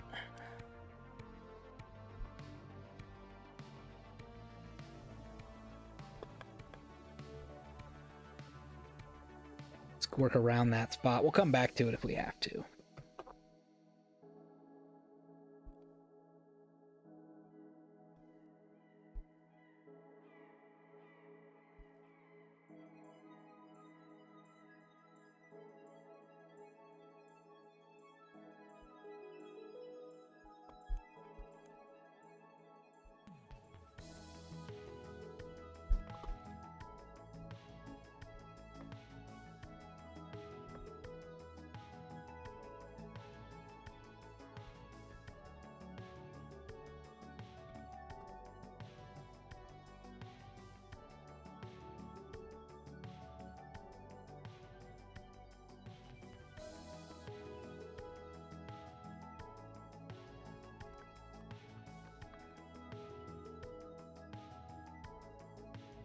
Uh-oh. Don't peel. Abort. Abort. We've tripped off a tiny bit of label here. Let me see. I'm going to show you what I just did. Right there. This little piece. Right there, folded over. Ripped off.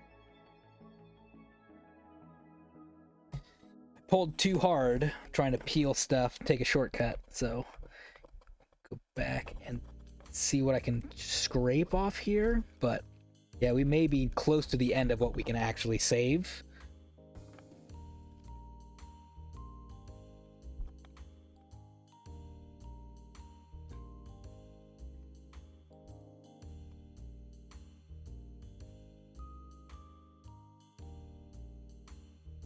Just a tiny bit more.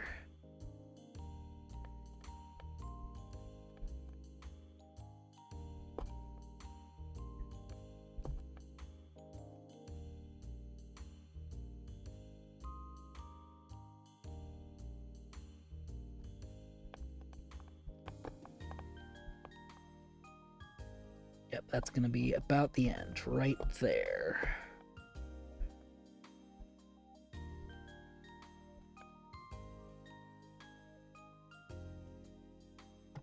Okay, let's get a little progress report in here. So yeah, we got rid of like all this white stuff that was covering this. This apart again is where this is all tear. This has been torn off the original label. There's a little bit of a cut gouge on this side. I don't think there's anything else I can salvage. Oh, there's a tiny bit I can salvage. The word thinner, we can make that show up again.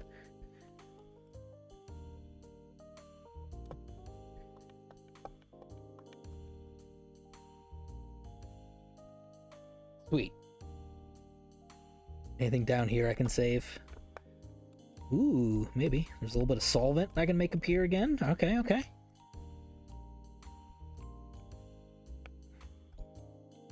All right, I thought I was done. I found a little bit more I can save. Benzene. There we go. Get that out, showing up. Don't use benzene thinner on here, it says. Don't do it. It's too strong. You're going to goof up the label, which is hilarious because it's already goofed.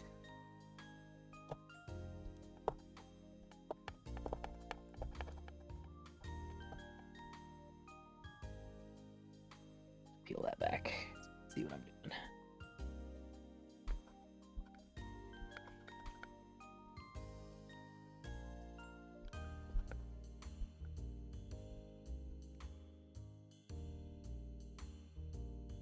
Ooh. All right.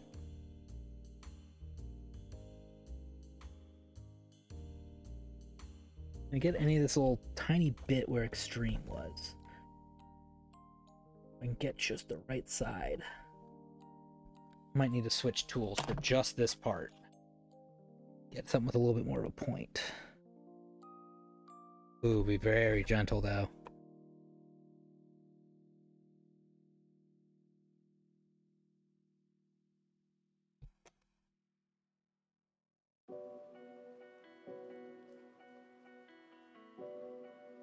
I think I'm gonna stop there. I think that's as good as I can do.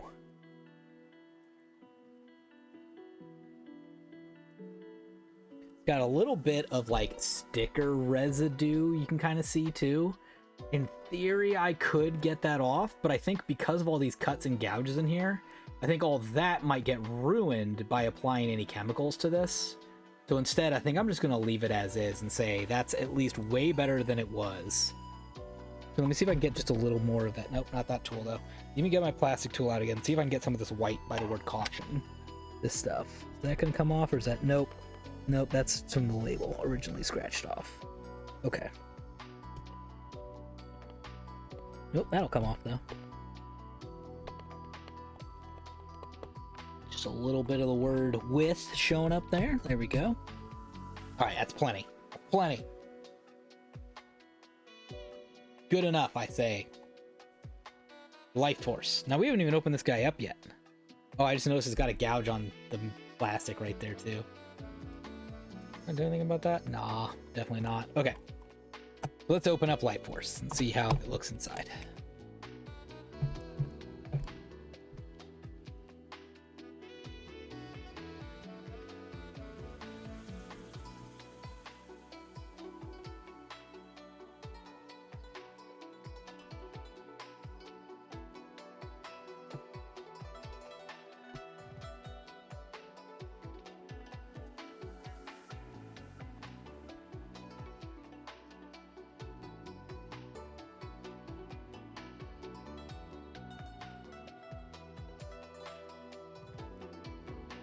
Still not there yet. Okay.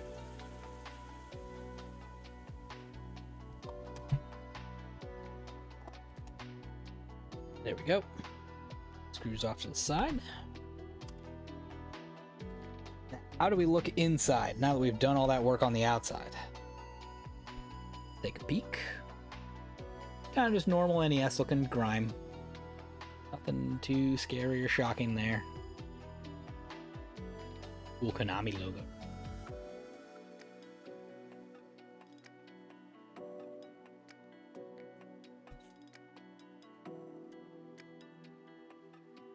Alright, gonna go back to our normal pink eraser here.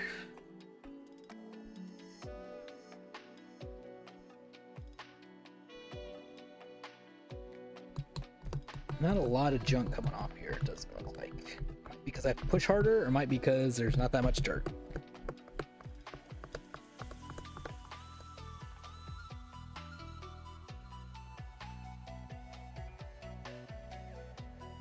There's some. There we go.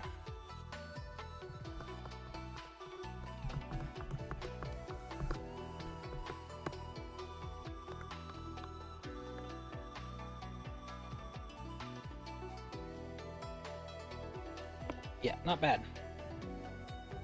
How about the back?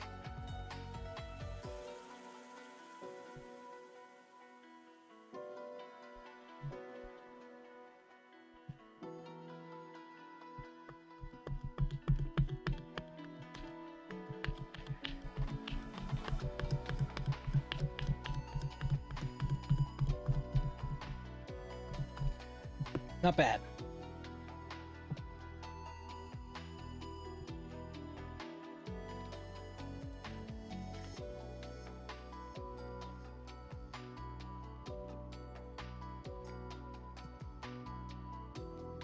All right, now we'll go to our isopropyl alcohol. Wipe off anything else in there. Ooh, we are getting a lot of color though. Yikes. All right, so this might need a couple baths.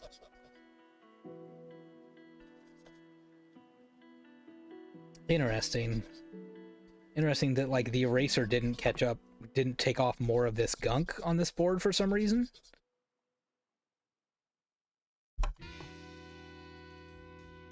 I wonder what that means. I wonder if it's been cleaned in the past. And so whatever cleaner made it so I can't use the eraser as well. I'm getting a ton of color, which means I am not done with the isopropyl alcohol.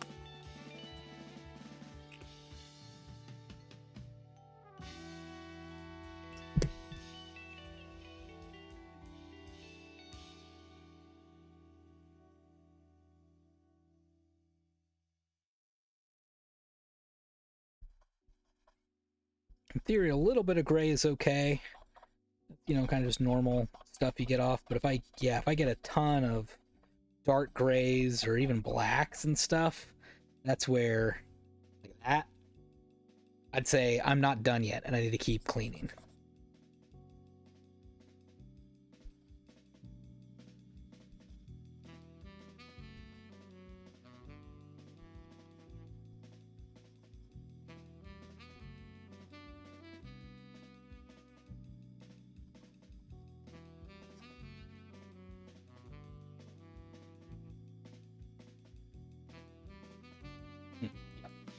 Give it another one. It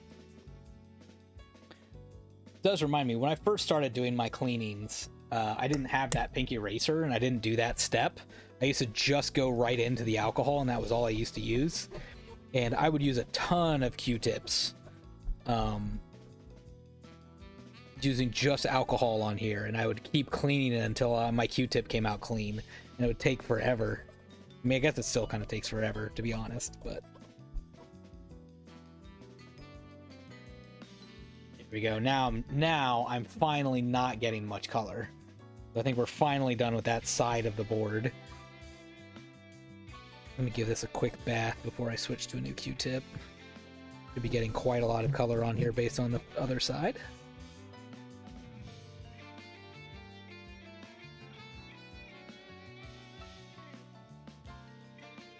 Yeah, pretty gross.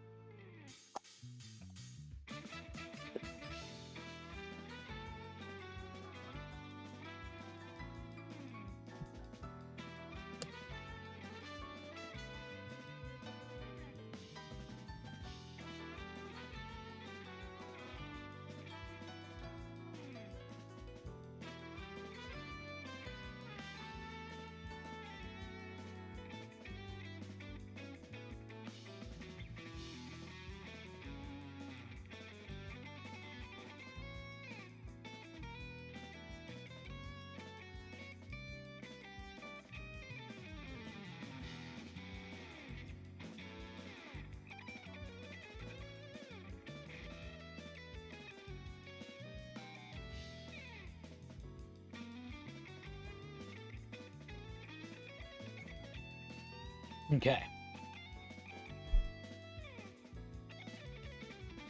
Yeah, the funny thing about this one, I feel like it doesn't look that different.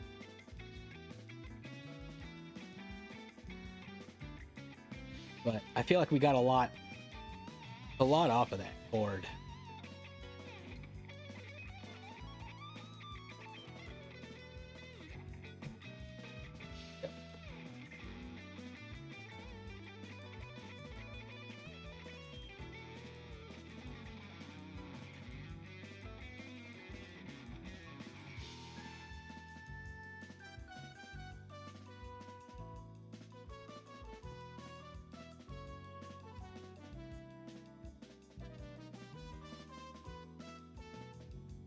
I feel like I'm a little quieter than I usually am for most of my streams. I think it's because was up late last night.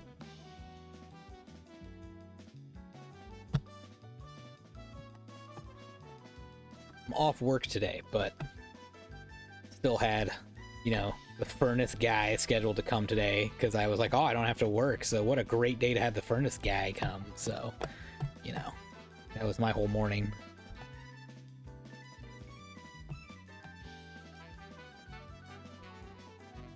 Then when I couldn't get my internet working and the stream went down, I was like, all right, well, let me take out the trash. It is trash night, so let's go ahead and get that done.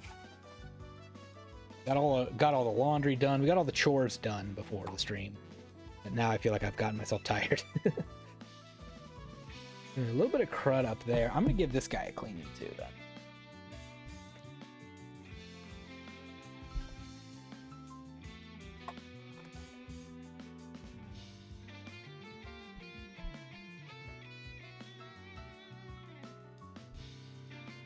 Yeah, not much more than that.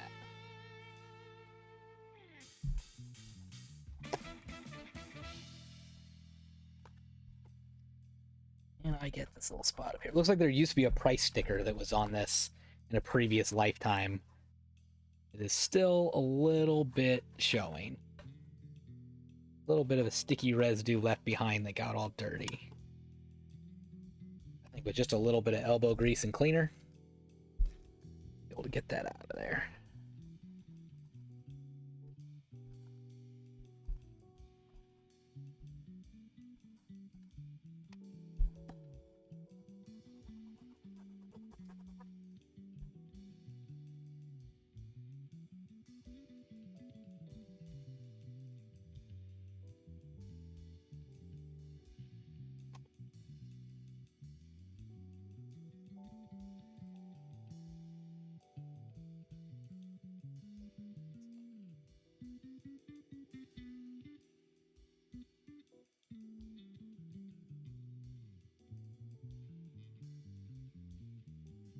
All right, I think there's enough dirt and grime in these ridges that I need to go to the next step, which is I'm gonna take a toothbrush, try to get a tiny bit of cleaner on that too, and then that's the best way to get in those grooves.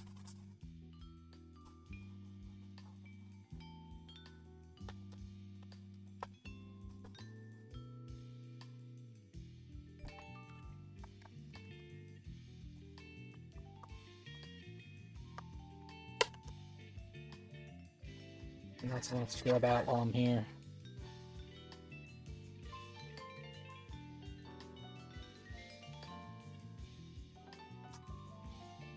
Some like writing in there could get stuff hidden in there.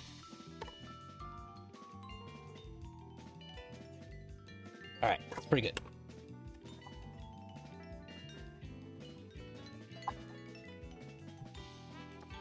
And I'll just take the last bits of my paper towel to kind of dry up those bits I put in there.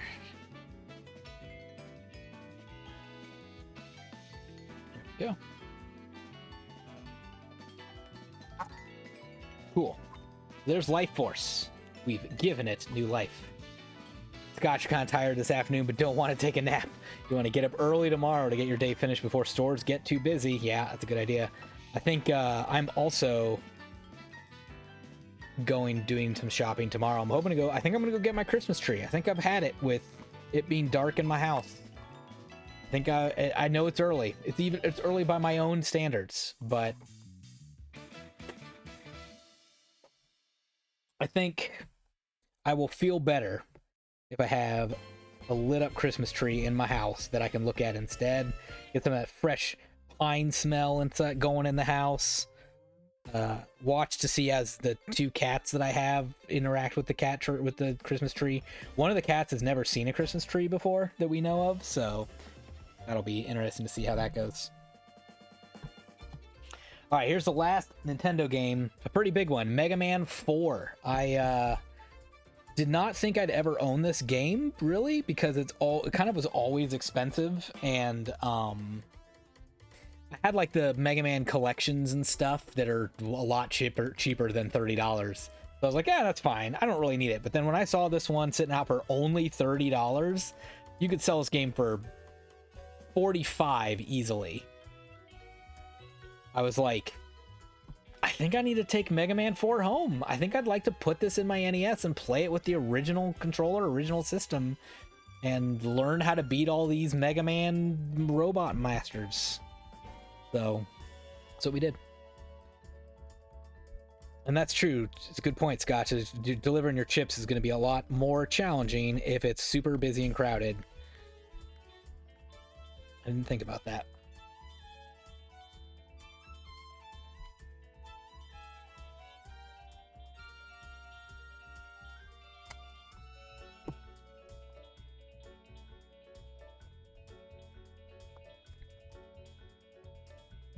This is another game that I probably will clean as thoroughly as I can, since this one was a more expensive game. So I'll probably give this a bath on the outside. We'll definitely open it up and scrub that board pretty good. Let's get into it. Let's see how Mega Man 4 looks on the inside. Some of the stores are already playing Christmas music too. Yuck. Now that's true. That is definitely part of my line. I will put up a Christmas tree. I might even put on a Hallmark movie in the background. It's possible. Usually not before Thanksgiving. Usually I feel like you gotta wait. But Christmas music without choice, that's rough. That's a rough ask. To be subjugated to that. Subjected to the Christmas music, even though it's too early. I think if you want to listen to Christmas music, like on your own radio stations that are playing it, or if you've got your own Vivaldi trios that you're playing, you know, sure, cool, whatever. But yeah, asking the public to be forced to do Christmas music at this point, nope, too early. Can't do it.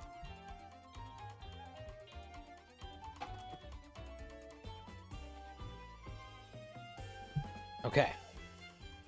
How is our Mega Man board looking?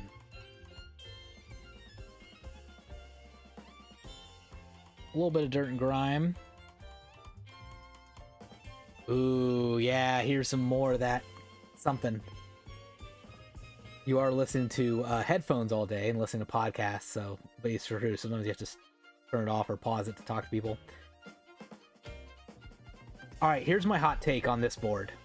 See that like reddish stuff on the outside? This board was cleaned with a either 71% alcohol or less, or maybe even just straight water. This board was not cleaned properly. Whatever was used on this rusted out that metal contact a little. There's a few bits of rust here. So the front of that board does not look very good, actually.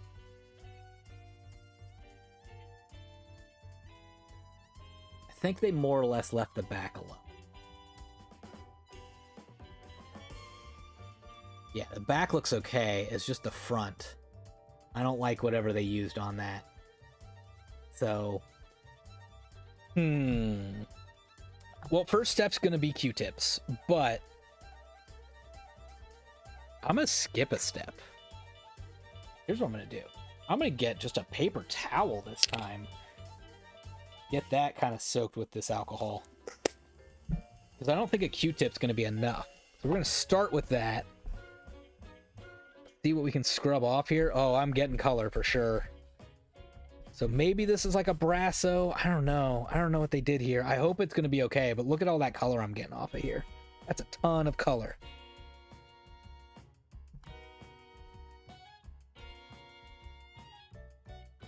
So that's my first step this time, is literally a paper towel, because it's that bad. No, that's why you don't want a towel, though. I'm tearing up all the bits all over.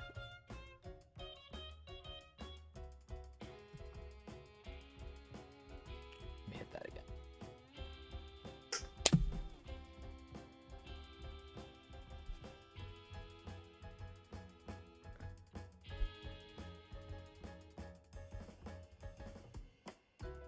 Okay. Well, I guess we'll try Eraser next. See how that does. Maybe this is why it was $30. Yeah, might have been. Might be someone new this wouldn't play. I might be in trouble here. So we're going to try the eraser next.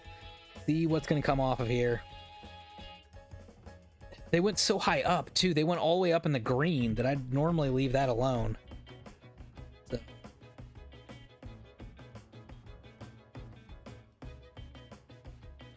Eraser feels like it's not working like it usually does. Oh, I might be in trouble on this $30 purchase.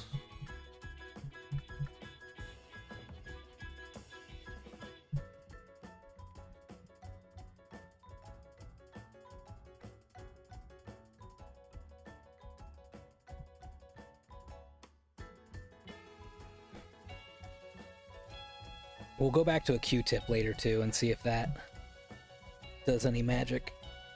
There's a few bad spots on this board that I worry about.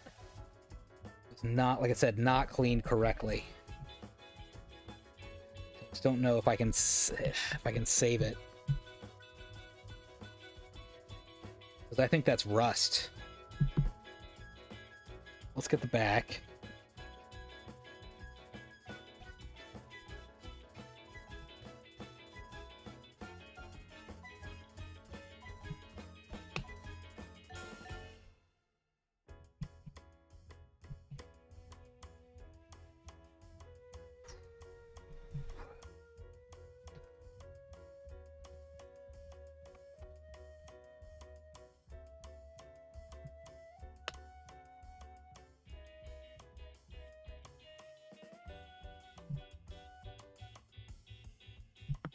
All right, the back is looking kind of normal. Like the back is, I don't think they touched the back when they cleaned it, which is funny. So maybe they just doused a chemical inside without even opening the board up. That might have been also what they did. Might not have had a tri-wing screwdriver. Because again, I mean, these games are old. So they could have done this 30 years ago. Could have literally given it a bath and just stuck the bottom in a big vat of water. Who knows?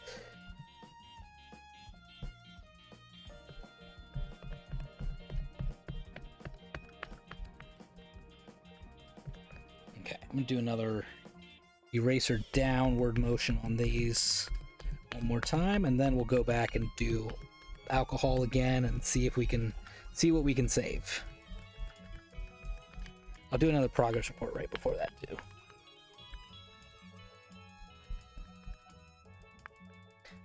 Okay.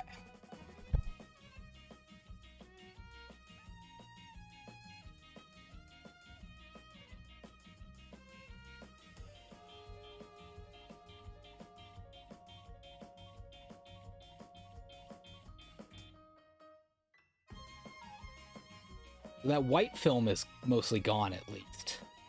That's the good news.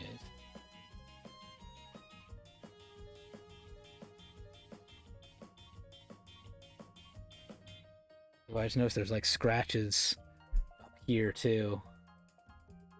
So like, yeah, someone was not very careful with this one.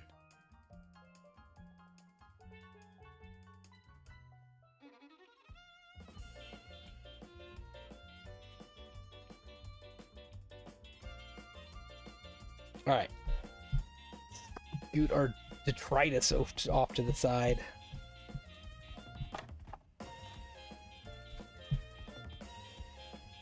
Go.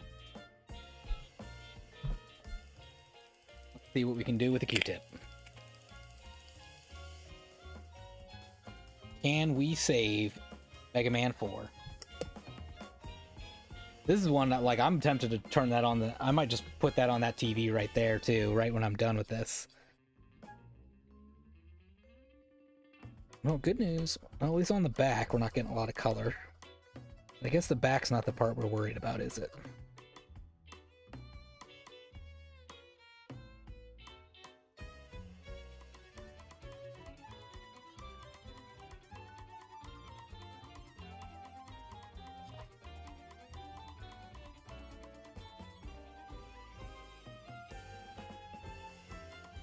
Yeah, not too bad. Put it in there.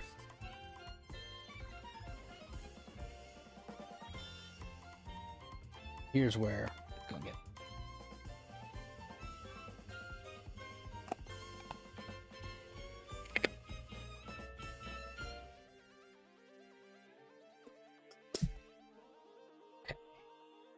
go one whole pass, and we'll go back and do some scraping. Not much color.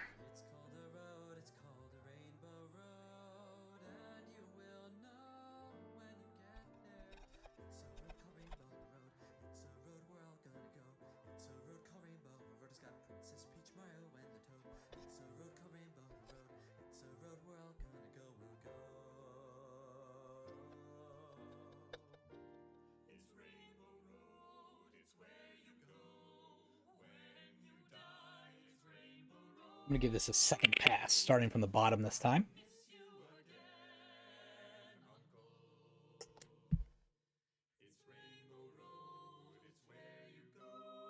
I'm kind of curious. I wonder, I kind of wish I knew, like, it just what they used to clean this the first time. I wish I had an official answer of, like, I used this and this is why it looks like this today. You know, was it water? Was it some other cleaner of some attempt? Was it just 71% alcohol, but too much of it?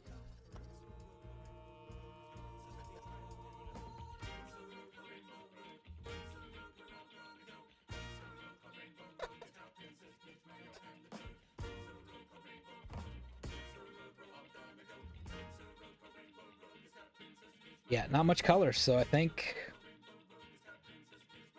the best we can do with it now. Yeah, okay, so yeah, check this out as well. You can see scratches on the plastic here. So again, someone was doing something with something way too rough, way too hard. Made some permanent scratches on the inside of this board, but the outside's fine. So I think they tried to clean this without opening it. And then it probably didn't work or whatever, and they probably just went back and kept going and going at it. Even though the problem probably wasn't your game, it was probably your NES, buddy. It was probably your 86-pin connector, or whatever that number is that you broke. 72? 82? I don't remember. Alright, so we're going to clean this before I put it back together this time. Now, I'm going to take this like that to this part. A little bit of color off there for sure. Rest of it looks okay, because again, I don't think they opened it. Switch over to this one. Oh, wow. Look at that. Gross. Gross. Gross.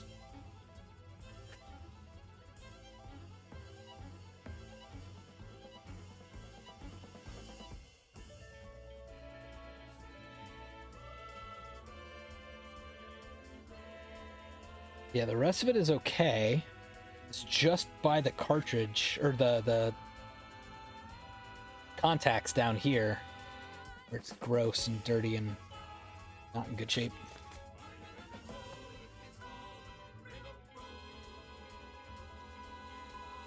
I swear, some of this is like just stained. Again, that's probably what, like, a rust would do that. Some of this is like kind of just like discolored brown down here. Like, I can't get that out. Okay. Let's put it together. And then let's try turning on my Nintendo back there and see if we can get any success with Mega Man.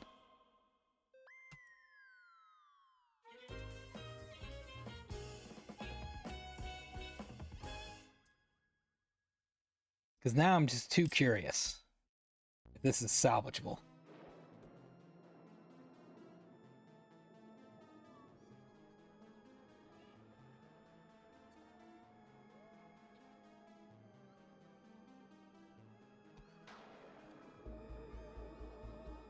Oh yeah, I'm going to clean the outside of this too before I go too far.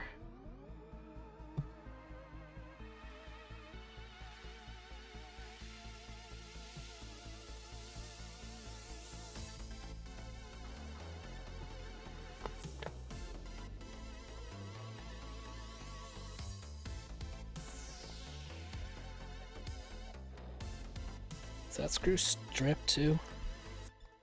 So.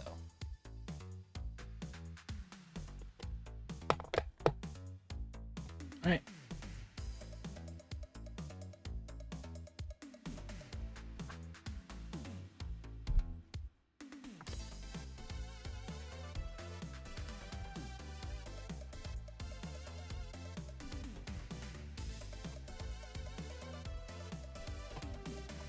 Yeah, get some color off here, all right.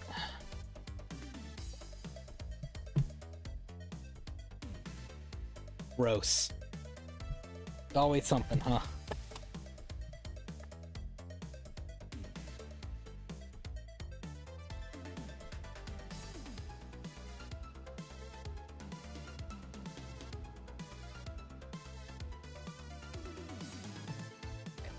Toothbrush next.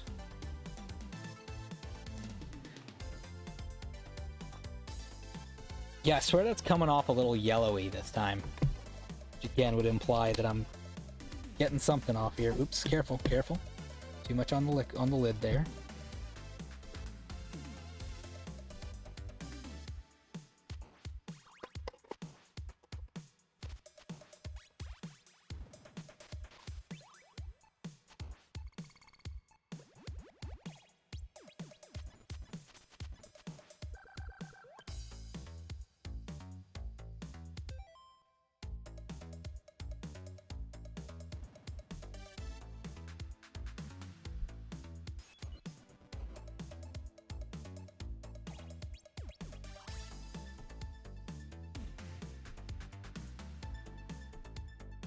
All right. I don't know about y'all, but I'm pretty curious if we got this salvaged or not. Let's find out. So if I do this,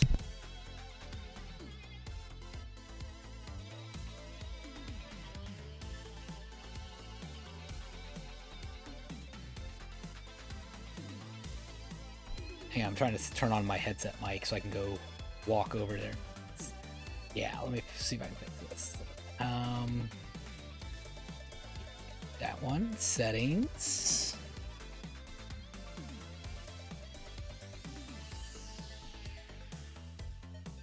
How about now? How about now? Okay, I've muted my other microphone. In theory, this should be working. Then I can take it on the go. Nice. All right. So we switched microphones midstream. Oh wait, hang on. I got a slightly better screen for this.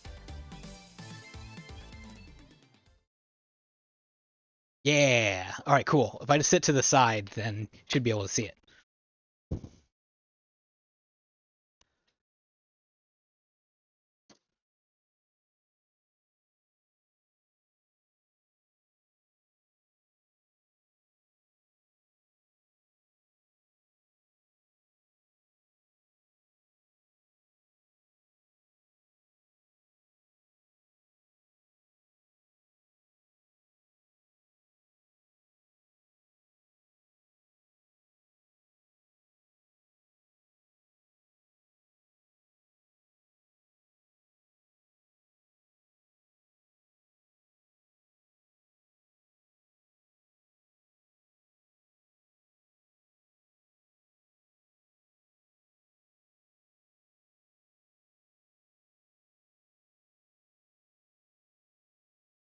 Oh no, my remote is broken. And broken, I mean, I think it needs power. Or it needs a new battery. Oh no! Foiled again! How dare they? Okay. We can fix that.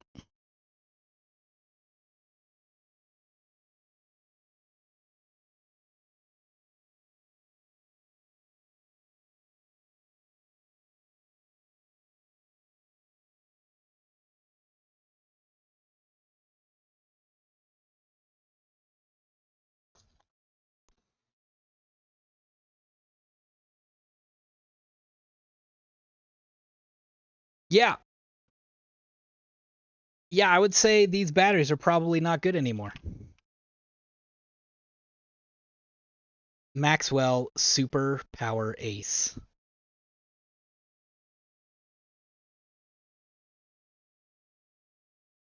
I'm looking to see if I can find a year on them. The fact that I can't is probably pretty telling.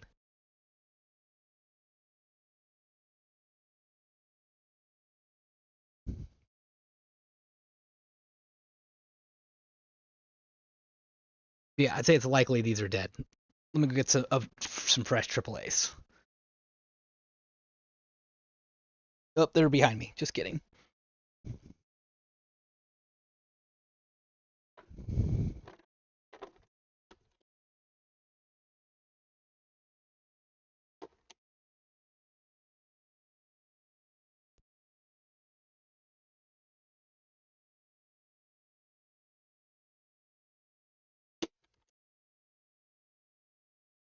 Let me double check because I'm not sure if I can open that up very easily.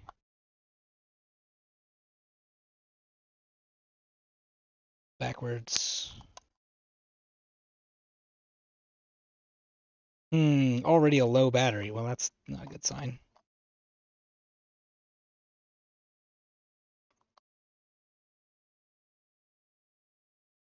Pretty low. What this one?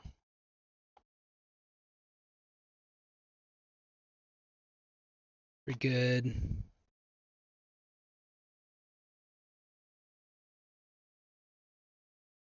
Not as good. All right. Well, that should at least get us going.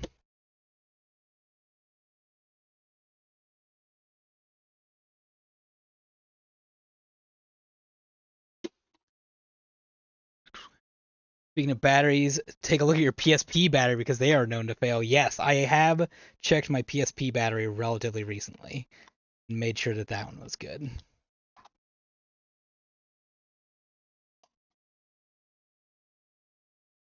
Need to get some more AAAs though. How many? Okay, will that do it? Let's find out. Yes, that was it. Okay, so now it's hit. There we go. Video 2. That was a lot of work just to see if we can get Mega Man 4 working.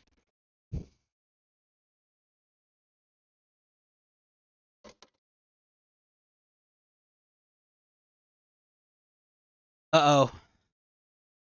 Not a good sign. Let me grab another game off the stack just to make sure it's not just this game.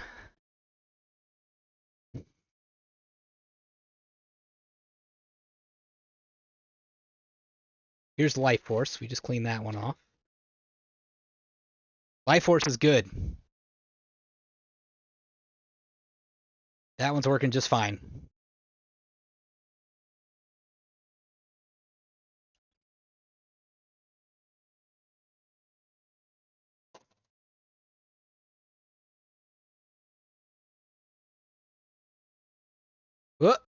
Oh, we were so close.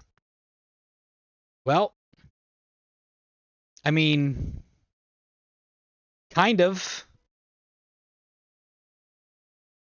I don't know how well that's coming through on your end, but it's working but scrambled.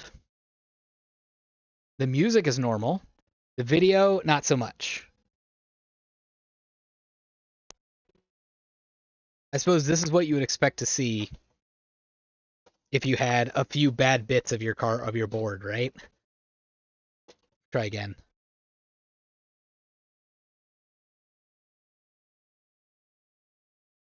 Now I'm just gonna black screen. That's rare.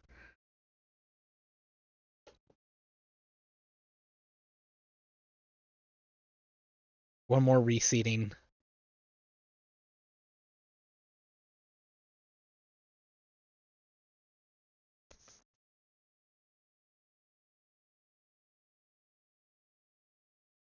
Well,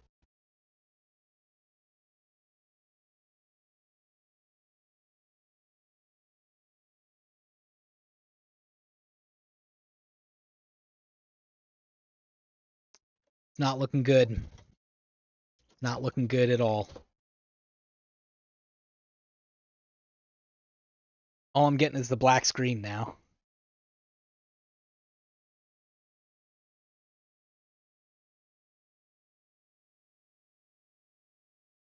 Here's a question I haven't tried in a while. This used to be one of my methods in childhood to get stuff to work. What if I put a Game Genie in between the two? What about then?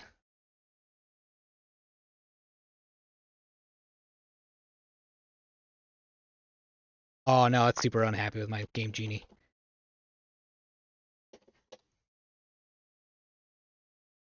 I have no idea how clean that Game Genie is either. I guess I could test that on Life Force real quick.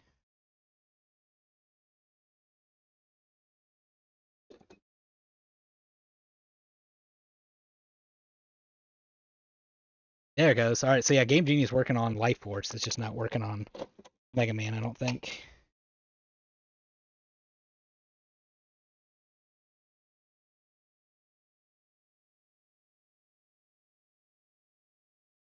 Nope.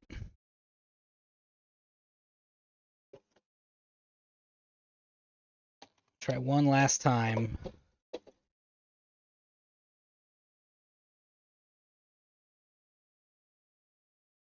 Ha! We got it. Now it's good. Now it's fine. I can read the words and everything. All right, so it's a little finicky.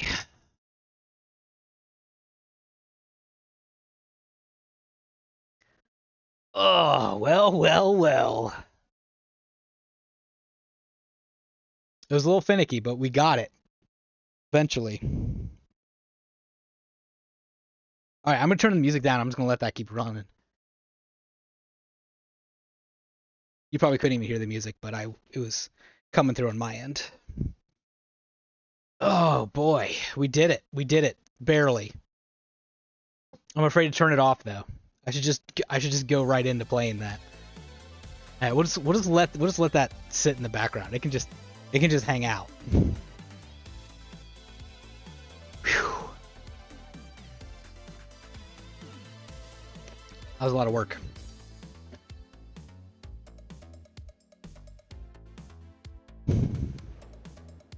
All right, so now I'm not even done yet. That was 2 hours just for 7 NES games. Goodness gracious. We're out of control over here. Let's show off some disc-based games. I want to show these, I think, most, so I'll show these off because I think they're pretty cool. These are Japanese games. Good work, though. Thank you very much. These are Japanese GameCube games that were like $5 each. I am fairly certain this is the WarioWare micro games collection for GameCube that normally goes for $50-$60 or something like that, and I just bought the Japanese version for $5. So certain it has like some of those cool inserts in here. It's got the little like Club Nintendo thing. It's got little instruction that says like don't give it to children, and it's got this little book here. Let's look through this together for a second because that's pretty cool. So yeah, it's all Japanese there except for Baru. I can read that. But generally, your micro games from WarioWare are all stuff where you're trying to figure out what's happening. Anyway, hang on, I'm gonna switch my microphones back actually. How about now? You good?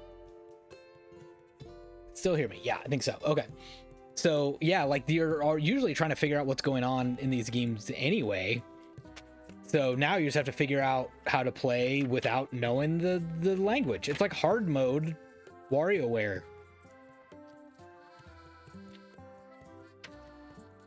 Boy, I don't know what any of that says. But I don't know, with Google Lens and stuff, you can probably do it. I'm not sure if this will actually play on my GameCube, but it will play on my Wii for sure. My Wii has been hacked and is backwards compatible. Sorry, backwards compatible, that's the wrong term. It is not region locked anymore. So, yeah. So all I really want to do on this one is I just want to wipe this down a little bit. I think it's... these used to have like a cardboard sleeve on them that is usually pretty valuable. The fact that it's missing the cardboard sleeve is why it was only $5. But without that cardboard sleeve, I imagine this probably has picked up some wild grime on it that I'm gonna make sure we just clean off. That's pretty much my plan for most of these. So they'll probably be just quick openings and maybe a quick story, and then we'll say, cool, we did it. Well, now, hang on. I can't have that error. Gotta fix that. Gotta fix that. Stick that in there. Sure. There we go. So yeah, so I believe that is the WarioWare game on GameCube that I got for $5. Next up is kind of a fun one. This is, boy, these I may not want to take off these stickers this time around. I might leave that. I believe this says Donkey Konga 2 in Japanese, but it's like handwritten. But it is in like a little like sealed pouch thinger. Oh, I mean, I'm gonna have to take that off. It's not like a little jacket thing. I don't think this is like its original case. I'm pretty sure. Because again, it should have a cardboard sleeve on it that it's missing. So I think this is used. Yeah, it's missing the like other like it has the regular instruction manual, but doesn't have the other pieces of paper on it. So I think this is used. It's just someone put it in a baggie.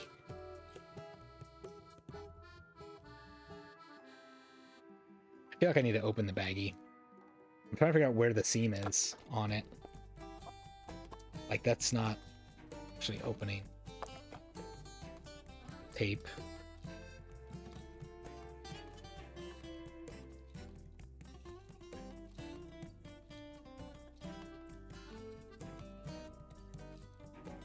I didn't do much.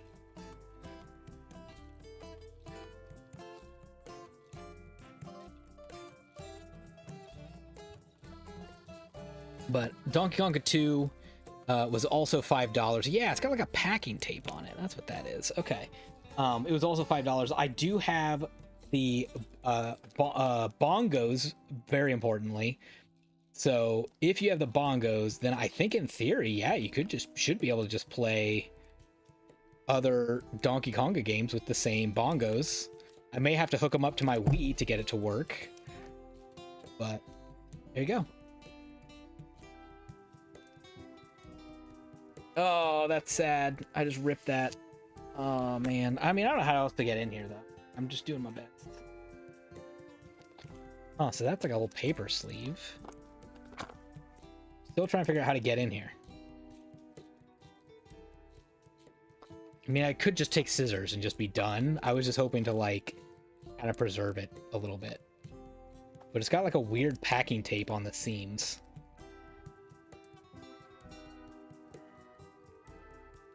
You're gonna buy Donkey Konga and bongos from someone, but it never actually worked out. Yeah, it happens sometimes. I had that with a Wii U, very sadly. Is that someone was like, yeah, I don't play my Wii U at all. And I'm like, I'll buy it from you. He's like, all right. And I was like, $100. He was like, 120 for all the stuff. I'm like, yeah, cool. And then he like never actually agreed to meet up again after that. Which was sad because now I don't own a Wii U, but I think I've also never tried pursuing buying one because I was like, well, I practically have one. I just have to find my buddy who's got a Wii U and bring him my $120. I don't know if he would still be interested in making that trade. I'd have to ask him someday. I'll go chase him down. Oh, that's, yeah, like all this little tape I'm pulling off isn't really doing much. There, I opened up that seal. So it has a little loose corner now, but I still can't actually open it. It's like they just taped down the seals, or the seams. Yeah, here's another piece of tape here. Let me see if I can get that off.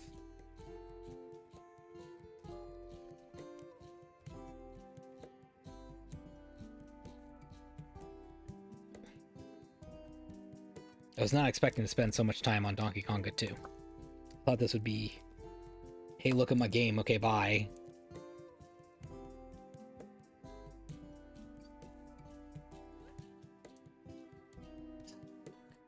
TORG. Tape off. Goodness.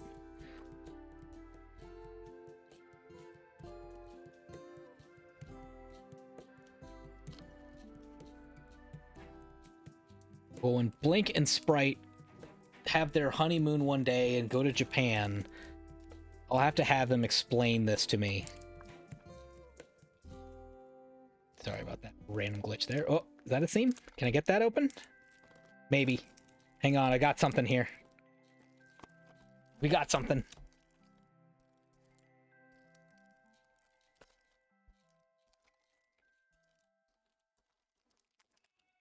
Another piece of tape holding something else down.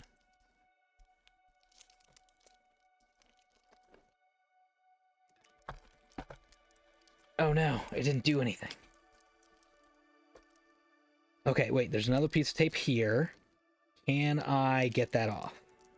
Yes, yes, yes, yes, yes, yes, we've done it. I celebrated too soon. We have not yet done it. Oh, I'm gonna have to rip this label. I'm so sorry. Okay. After all that... There you go. Oh, cool. Okay, so that's still on the outside. Okay, so we unfortunately tore this handwritten Donkey Konga 2. I don't think that's salvageable anymore, which is sad. I bet I can save this 638 yen, though.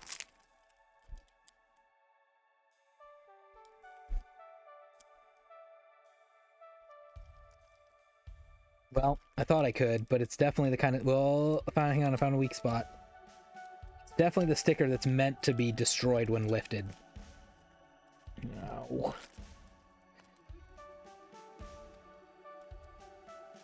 Ah, beans, it's not coming up. Oh.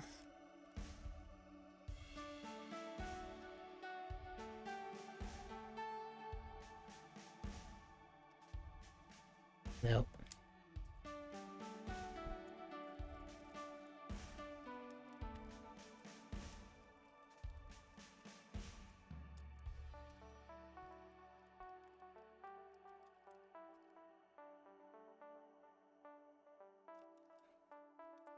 Nope, just tore it.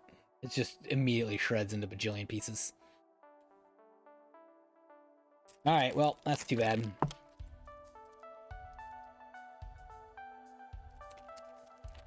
Guess I'll think about what to do with that. But for now, there's Donkey Konga. It does have a few stickers on it, which I will leave those on. Those are fun. And yeah, that disc does look pretty good. It's in pretty great shape. Cool. All right, last one on the Japanese GameCube ones to show is Super Mario Strikers, which is missing the disc. It does have some cool little adverts and signs and what's in here. Show that off because that's fun. Mario Kart DS. Super Mario RPG 2. That is not what it was called for us. No, it's Mario and Luigi RPG 2. Sorry, Mario and Luigi RPG 2. Bad. Mario Party 7. Animal Crossing. Wild World. And then Pokemon Mystery Dungeon Blue Rescue Team. And the red one was on Game Boy Advance. That's right. That's how they split them in that one. And on the back, upside down. Oh, look at that Hamtaro game we didn't get. Oh my goodness, we're missing out. Donkey Kong 3 on Game Boy Advance. Oh, there's a mystery. What is that? I don't know what that one is. Wait, no, hang on. It says The Legend of the Quiz Tournament of Champions. And it uses the microphone. That's fun. Super Mario Strikers. That's what my game is. Thank you. There you go. And then how to use your disc. And then the manual. So the reason I bought this one is that I happen to be missing a case and manual for my Super Mario Strikers in English that I have. I have just a loose case. So my plan was, why don't I just put it in this Japanese case and just do that?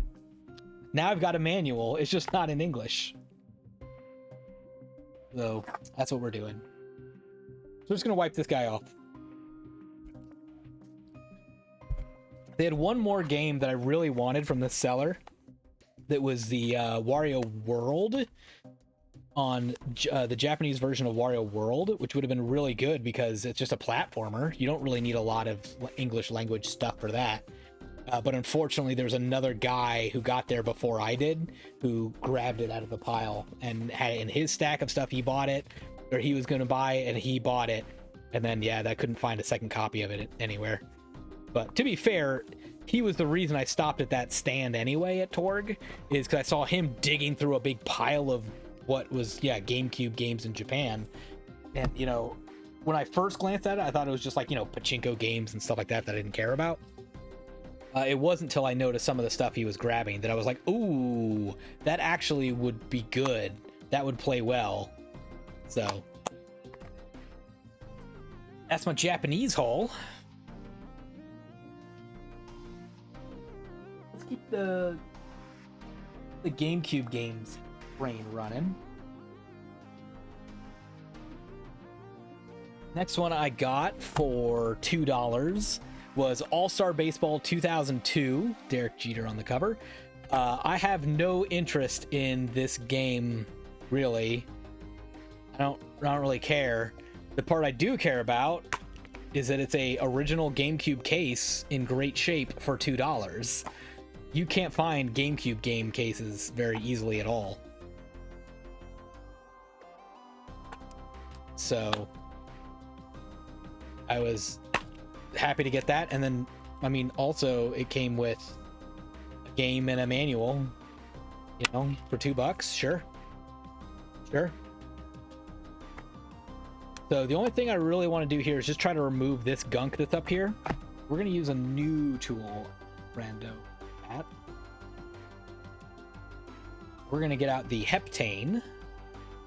It's kind of like a rubber cement cleaner. And I'm going to use this on this gunk that's up here, so I can hopefully get this to be a GameCube case that I can use for case swapping, or something else that doesn't have an original case. Like, I don't know, maybe Mario Strikers, for example. Just a thought.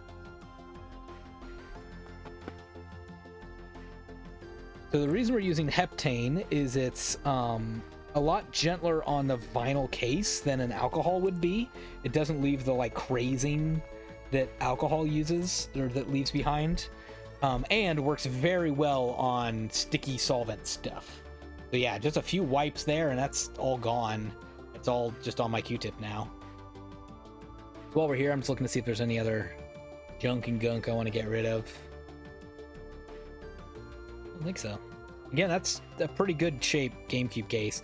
This sticker I would take off with heptane as well, but it is on the, I think it's on the label of, let's find out. I think it's on the actual label here. Like if I move this, yeah, it's on the paperwork artwork here. So that means the case itself is fine. It does have a tiny little ding right there, but you can barely notice it. So last thing I just got to do is take off that little green sticker that was there just for a few days.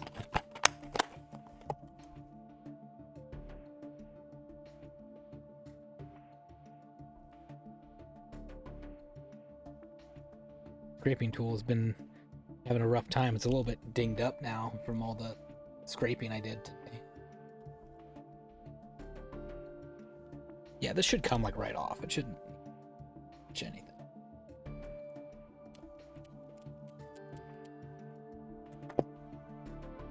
So there we go. I feel like all this stuff would go really well in another fake case. Like if I've got a Blockbuster case or something like that, I'll just swap it and put this one in a Blockbuster. I'll never think of it again.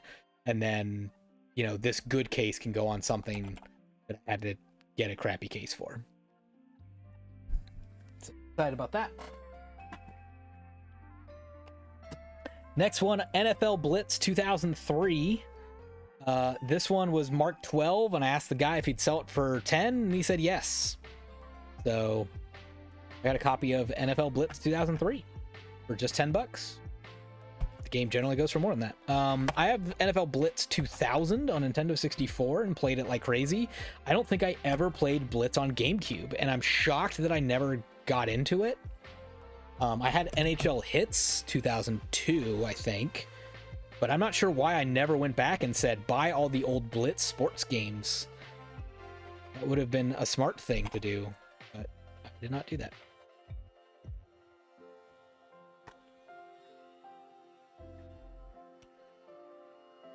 So game looks okay.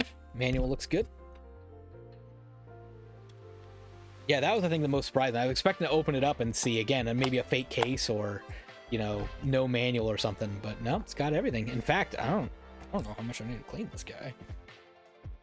I think I'm just gonna give it just a quick once over with a little bit of cleaner, just a little bit of that all-purpose cleaner. Just wipe it down a little just to get any other grime off here. But there's nothing that needs it really. Good, it's in good shape.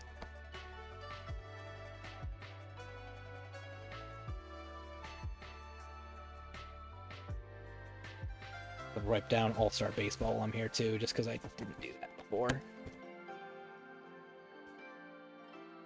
Cool. So that's our GameCube pickups. Next up, speaking of case swaps, I have a copy of NBA Live 19. Came with a little, here's how you play the game, here's the game, whatever. I think this was $1. I want to say this was $1. Pretty sure that's what the yellow one meant. Now it's been a while and I kind of forget. That'll come right off. Oh, kinda. There you go. So yeah, I'm not actually interested in NBA Live 19 that much, but I don't think I had any additional PS4 cases anywhere lying around. And coincidentally, I received a broken PS4 case in the mail where it like broke during shipping or something, just a day or two after I bought this game. So I might be taking this exact case and putting it on that other game.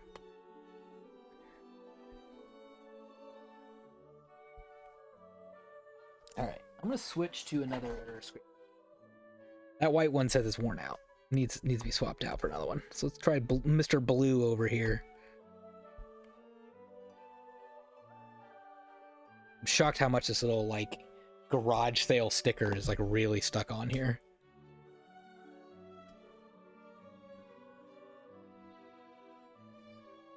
Yeah, I didn't get it off cleanly.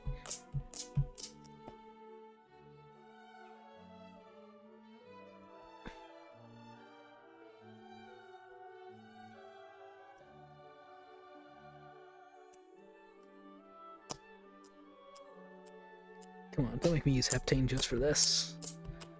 There we go. Okay, yeah, we just got it off with the residual sticker goo. Got that sticker right off.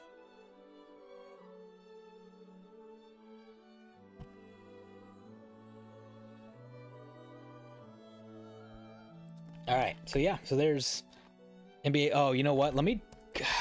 Do I want to go and take this sticker off? Yeah, let me take this sticker off too. This is a fun one. So normally this sticker is really tough to get off with a plastic scraper, but I've got a couple things I'm going to do to make it a little easier for itself. So I'm going to get our old friend heptane again.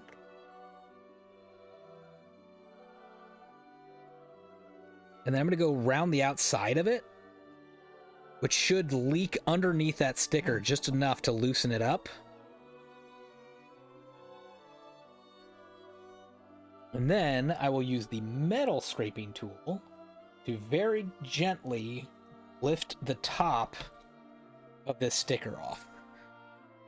Now, if you did this, you know, without like a cleaning tool or professional tools or whatever, you might like leave a bunch of silver film behind and go, well, that didn't help anything. And I got a bunch of silver film left behind. But with the tools we have available to us, that's not a big deal. Oh yeah, we got that. So yeah, I just had to find a loose corner. Oops, I just had it and lost it. There we go. Once I get just a little bit under there, I'm gonna stick my finger on there to hold the other side of it. Oh, nope, because if you drop it, it can get restuck. And there, the whole thing came off in one on this one. This was super easy. But yeah, that sticker gone, no big deal.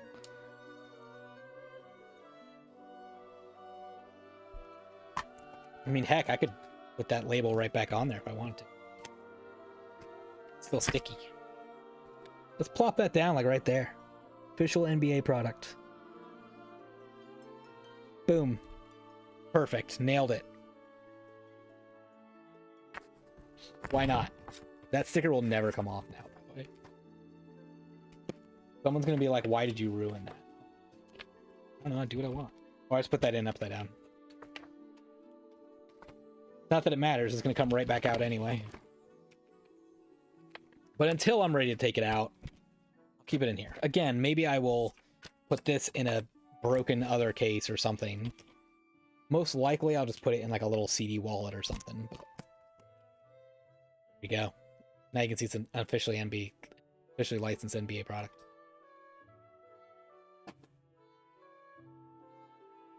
Alright, let's switch to Sony then. Keep the Sony games going. That whole thing away before I stab somebody. Next up is a copy of Killzone 2. A quick sticker we gotta remove. I actually already own a copy of Killzone 2, but this one is $2, and for $2, this one has the original case and manual. The other one I had was into like a loose case with a fake artwork. I didn't realize it was fake when I bought it. It was later when I came home that I realized it was like printer paper that someone used to print off the artwork back then. So now I get to fix that problem for just $2.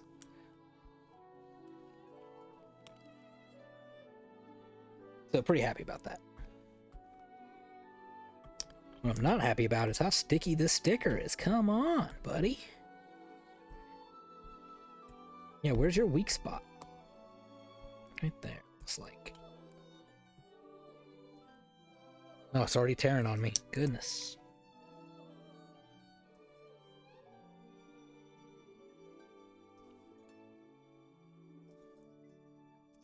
Ah! Dang it. Alright, we're gonna have to keep scraping. Can't believe that little sticker was so permanent. Especially because it's like I know that sticker's been on here for like 2 weeks tops. Like it's not that old of a sticker, I would think. And yet it's so sticky and permanent. Like it's a game. Look at that! It's destroyed everything. Come on. All right, so we're gonna switch to heptane just for this little stupid circle. All right, fine.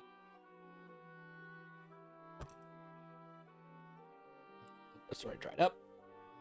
Fresh heptane on here.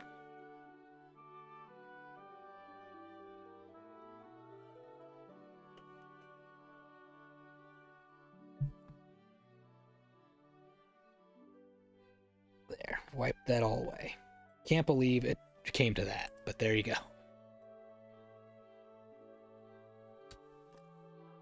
Right, other than that, I'm just gonna give this case. It does have a little. Well, you know what? I got heptane out. It's already wet. I was gonna use just like my all-purpose cleaner on here, but this is probably leftover sticker goo. That's probably why it's so bad. Yeah, right there, some leftover sticker goo.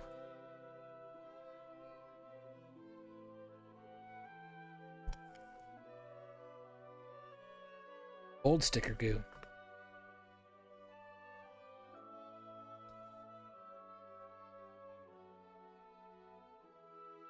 Okay. Any other spots that are sticky? Yeah, actually. Here, got it. Okay, now we're gonna use a paper towel and all-purpose cleaner.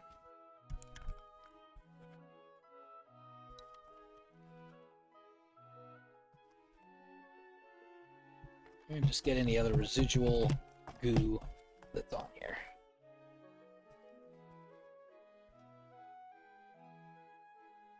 Yeah, we got that much color off of here, so this one needed a wipe down, sure.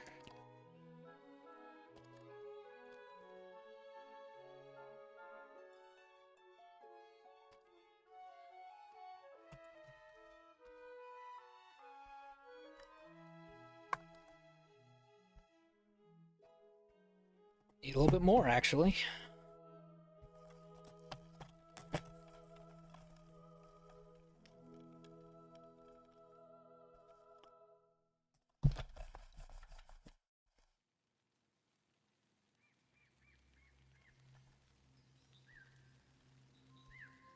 All right. Better. So that's Killzone 2. Next one, Resistance 2. Never played a Killzone. I have also never played a Killzone. I've also never played a Resistance. But this is Insomniac Games.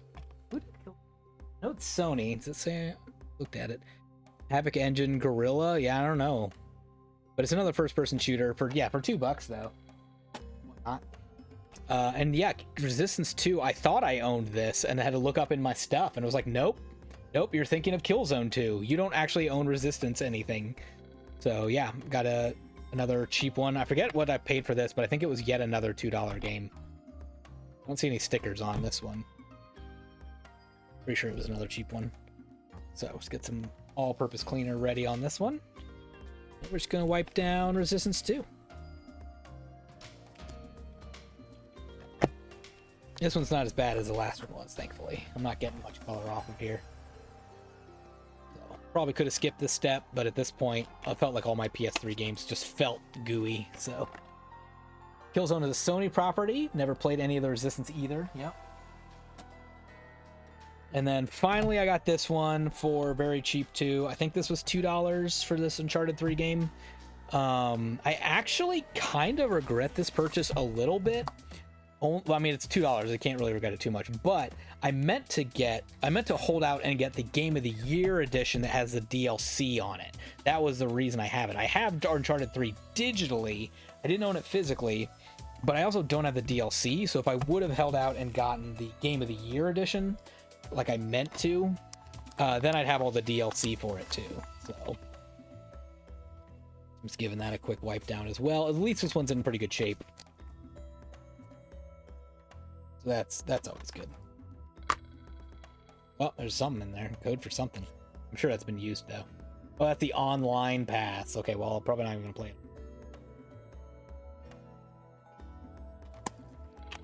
So that's Uncharted 3.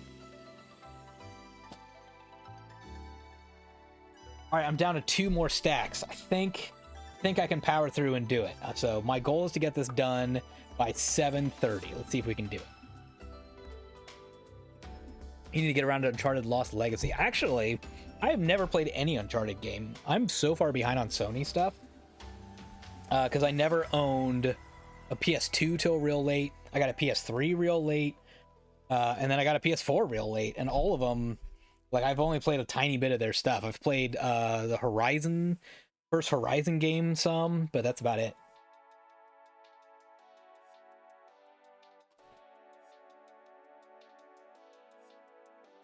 All right, let's do Wii games.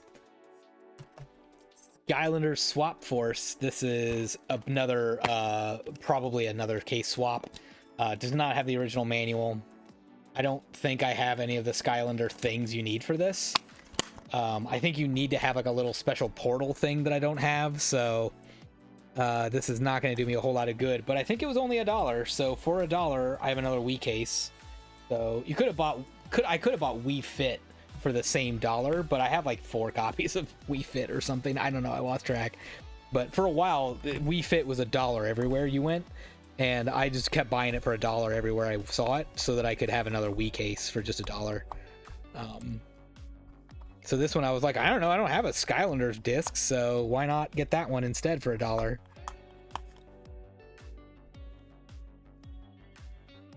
Why not change it up? Oh my gosh, it's tearing on me again. This dang garage sale sticker. Oh no, that's terrible. Terrible. Horrible.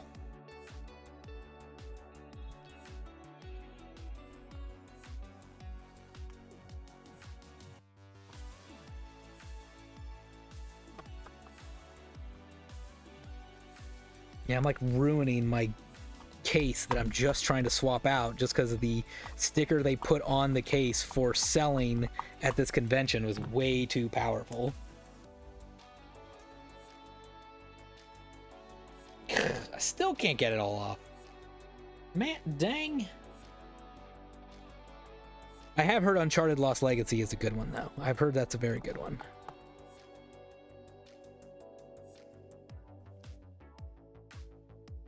In fact, Uncharted would be a pretty good U game for me. I don't think I have a U game yet. I think that was one I'd pre-listed for myself. I was going to try the Uncharted series for the first time this year. as part of my polykill challenge, and again just ran out of time. So instead of playing some dumb U game that I don't care about, I still want to play Uncharted. I think I'm just gonna, like I said, give myself an extension and say I can't easily beat a good Uncharted game in just 4 hours or less.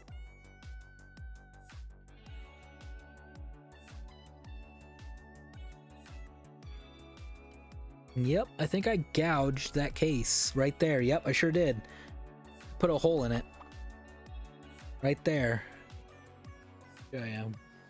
I did that. Trying to get that dang sticker off. Well, it wasn't a perfect case anyway. It has a little ding up here that I didn't do. So, not a huge loss. Again, I don't think I can actually even play this game technically, because I don't have the little portal you need for Skylanders that these go on there. I do have a couple of the little Skylander dudes, just not a lot of them. And I don't know if they're the right ones, you know? I don't know how picky they are about that stuff. Little dot up here. Okay, fine.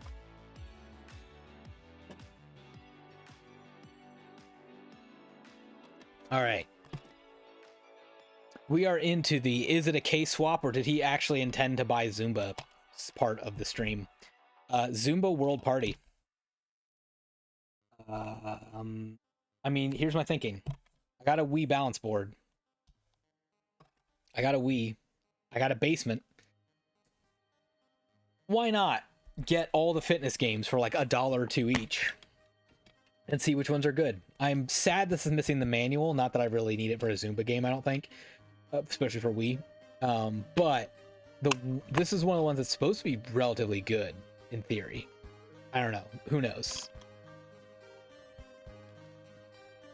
Who can say? Give that just a real quick wipe down. It was in a pile of garbage games, so there you go. Zumba World Party. Not only that, Zumba Fitness 2. This one does need wiped down for sure. But it also has some stickers. We love removing stickers. But why not? For $1 or $2, figure out, I mean, like, again, like, whatever. Maybe this will be like in the winter months the way that I am able to like get some exercise in. You know, who knows?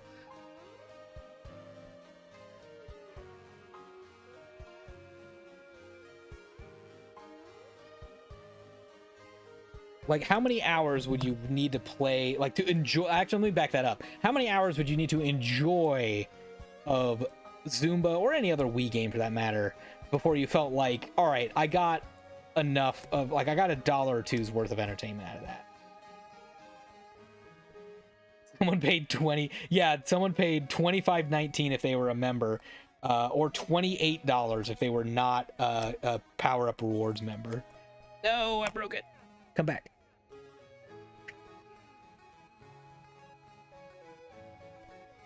I did not pay $28 for it. I paid, I think, $2. Though it might have been a further discount. There might have been, I can't remember because it's already been a week and a half. But there are several sellers where I either talked them down or I said, you know, how about a bundle for a discount? You know, so I probably got like a buy X get one free on these $2 games. Oh no, that's not what I expected. Okay, well, we can work with that. Oh, no, we can't. Alright, well, that was an unexpected tear. I thought I had it, and then the glue started acting weird, so this probably got over hot at some point. I think it melted at some point. I'm not going to keep this $30 price sticker, because I think it's just going to make me sad that someone paid $30 for it. 28, whatever. So we'll just scrape up the best we can here, and then we'll go back to the heptane to get any residuals here. Shouldn't be too hard.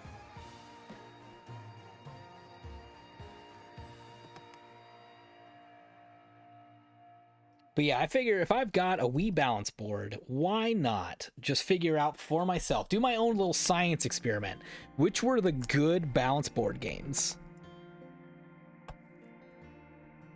Like, it seems kind of silly in a way, like whether it's this or fitness, but like, again, in 10 or 15 years, there may not be anything else out there that, I mean, it's kind of even true now. There's not really much else out there right now that's like the Wii and has this sort of motion sensing types of games, right? And so, you know, the same way that you could even look at, like, say, a Virtual Boy today and say, like, wow, what a wild novelty. Like, what an interesting concept. I feel like you could totally do that with Wii games at some point in the future once we all get nostalgic enough for it. And maybe that time is almost now, but, you know, I want to be prepared when that time comes, that I don't have to overspend and, I don't know, spend $30 on Zumba Fitness 2 just to find out. It was like only $2 of my dollars. Nope, not alcohol, heptane. I guess that's how I see my collection, is just in general. So much of it is like almost like a library of, like, is this interesting? Like, some of it is like, yeah, you're here for, like, the most fun games, but some of it is just like, yeah, do you know they made Zumba games on, like, Nintendo Wii? Like, that was a thing, is like all the parents and moms and grandmoms and whatever were all buying, like, fitness games for video game systems. Like, yeah, old people played video games. It was wild. They don't really do that anymore, but they used to back then. Check it out. Here's a Zumba game to prove it.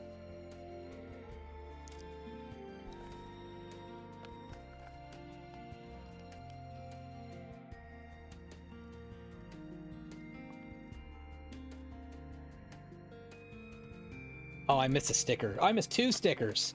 I was so excited to finally wipe it down, and I totally missed 2 stickers. All right, well.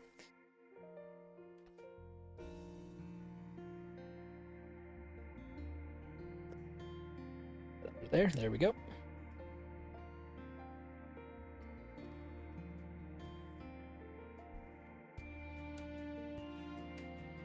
All right, I forgot about these GameStop stickers. I don't know if we'll hit 7:30 or not. Their new goal is 7:45. That's our new goal, 7:45. We will try to get all the games finished by 7:45, which is 45 minutes from now if you are looking at a different time or different location than me. Oh, there's another sticker underneath here. Gosh dang it. I should have known. It was right here. Should have seen it.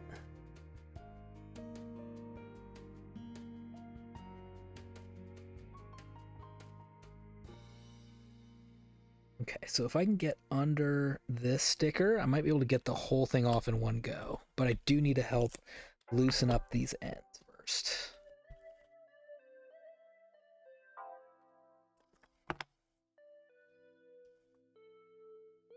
That's right. I forgot about the heat damage. Ugh, okay. Because, yeah, it's here you can kind of see it's like sucking up like it's a gosh darn Venom from Spider-Man. Just stuck to it. And then eventually it tears. Do you own some physical garbage games you got for free, like Kawasaki Jet Ski on Wii? I've heard Kawasaki Jet Ski is okay. I've heard it's okay. Am I wrong? Am I thinking of a different game? I mean, I don't even know if you've played it, but for me, yeah, once I get a game in my collection, I do have a hard time getting rid of them sometimes. Like, not in the, like, no one wants this, but in a, like, I mean, I have it. It's right here. I don't know. Maybe it'll be fun. Maybe this will be useful to me somehow. I have a hard time, like, just saying, like, yeah, I don't need this copy of Monster Trucks or whatever. Just sell it. It's garbage. Like, even if you don't get money for it. Even if it's just a quarter or two, or just recycling. Don't you want that space on your shelf? You know, somehow I really struggle with it. Kawasaki Jet Ski sounds pretty cool. There you go, Scotch. If the game stinks, you could probably just sell it to Gidget. That would solve 2 problems in one. Heck, you could probably even pass it along for free. Just let that keep going. No one ever pays for this copy of this game. Just stick it in one of those, like, free libraries that's in, like, next to churches and next to playgrounds and stuff. Just stick Kawasaki Jet Ski right in there.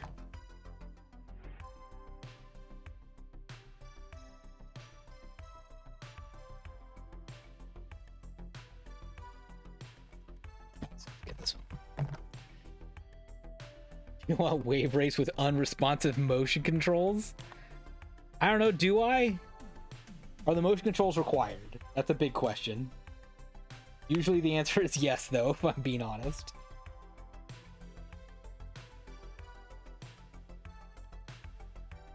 Alright, so we got off, this time we got off this sticker pretty easily. That's good. Yeah, I was gonna not keep this GameStop sticker. Like I said, it might just make me sad that someone actually paid that much money for Zumba 2 one day.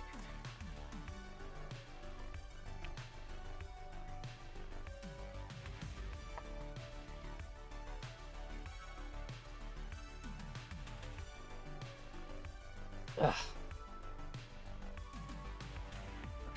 Too. Yeah, left a little spot. I thought I had it. Now I don't. We could play it without motion controls. It wouldn't be so bad. It looks like a PS1 game on Wii with real nice looking water. We love good, nice looking water in our video games. We are stands for good looking water in video games.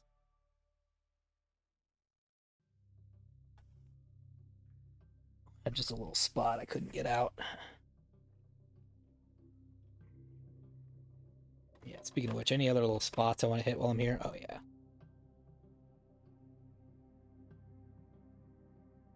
Might have been I ran out of heptane. Yeah, I think I ran out of heptane. Let me hit that spot again.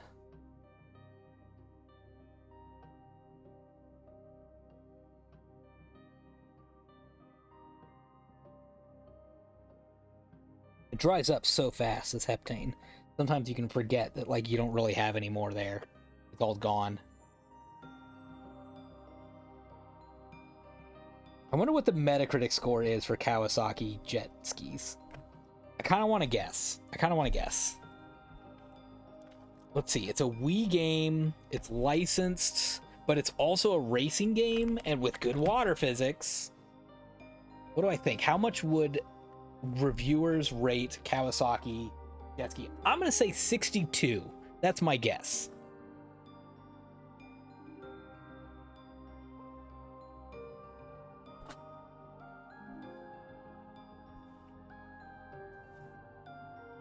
All right, we're gonna notice a theme here real quick.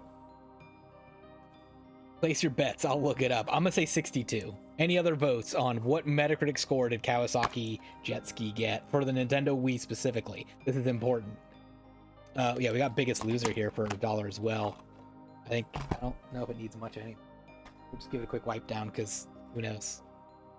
This one was $1. Was happy to have another case I can use in another game that's on bounce board compatible if I really want to. So who knows? Maybe it's actually fun for like an hour, or maybe it is not bad exercise like a couple times if it's like, I don't know, snowing out or whatever.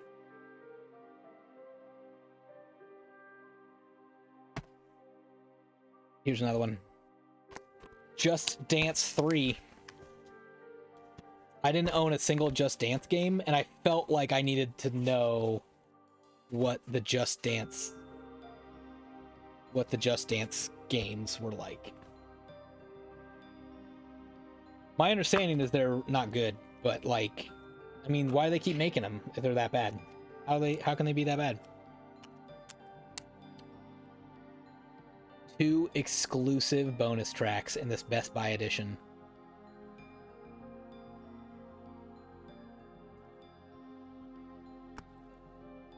Is that on the... Hang on, I'm looking for a code. Is it on a code, or... Oh, no, you have to access the store to get it. You know what that means? You can't get it. It's a 2.4. On Metacritic? I thought that was out of 100.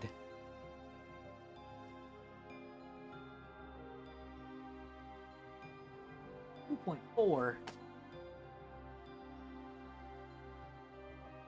I also got Just Dance 4.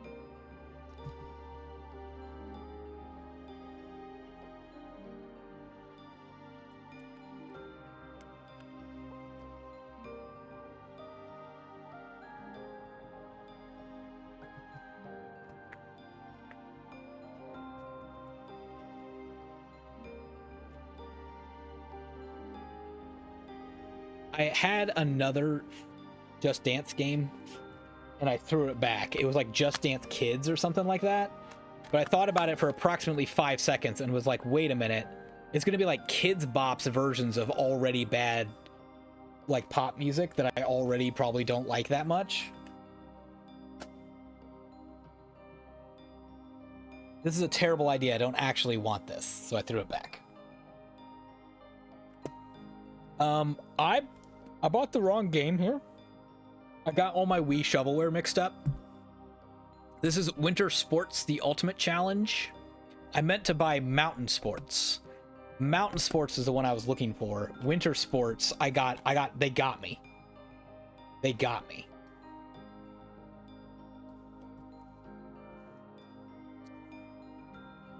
So I bought the wrong game here. I did only buy it for $3, I think.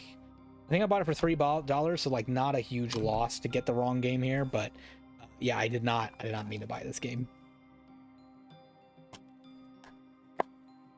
Someone into all right, Gidget, thanks for coming in.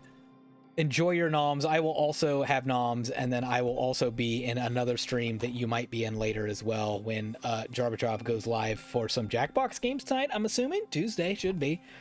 I'm assuming that's happening, so we got to finish the stream by then, and so I might see you then too. But thank you so much for coming in. I hope you had a good chill time. Appreciate it. I hope you have a good rest of your evening. Scotch Hobby says someone in 2022 gave it a 10 as a meme. Their review rates, very good game. Well, if you're gonna get the wrong game, at least you can get one with the case and manual. So that's, it's got a few little weird spots on it that, like, I don't know. I guess it's, as always, this could be a good case swap if I needed it. Yeah, I don't know what that is. It's fine. All right, final Wii game. Just kidding, I have 2 Wii games. The Monkey King Legend Begins. This one I bought for $5. This was the last purchase of the evening. That's right, Jackbox night. No rehearsal tonight, so you'll be there. Nice, see you later. The Monkey King Legend Begins is a terrible shoot 'em up on the Wii. I really wanted to spend less than $5 on this if I'm being real, but I've also been looking to buy this game for less than $5 for more than a year. And so I eventually was just like, you know what? Let's just stop the search and say $5 is enough. It's got the case, it's got the manual, it's in good shape. All right, it's in just okay shape. It's actually not super great. It's just but this way I don't have to look for Monkey King anymore. I own it. So I can stop looking. I can try this bad shoot 'em up. It does allow 2 players, so maybe with 2 people it's better. Oh, full tilt controls. So Scotch's favorite right there. Can't wait.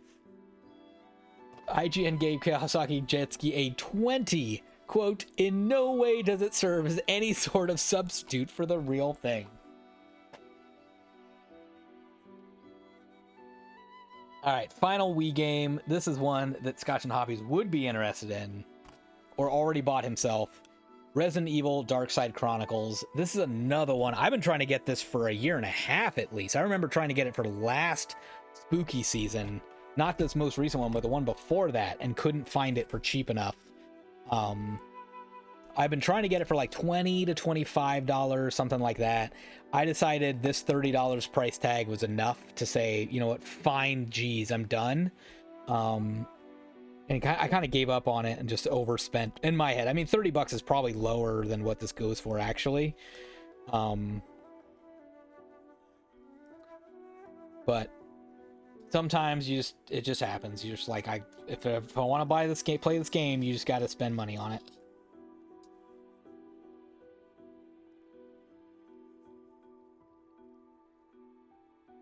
Game might be showing up on your next pickup stream. Yeah, I had a feeling you had just gotten it. Paid more than 30 though. Yeah, yep. And the other thing to think about too is I didn't pay tax on this because I would have paid in cash at the convention.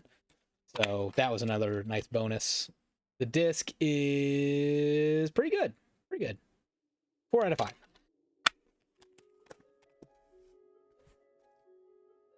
But yeah, I'd say once I got there and I was like, okay, well, I'm not paying tax and all that, then I was like, yeah, and like, okay, I can see the case, I can see the manual, I can see that it's in good shape.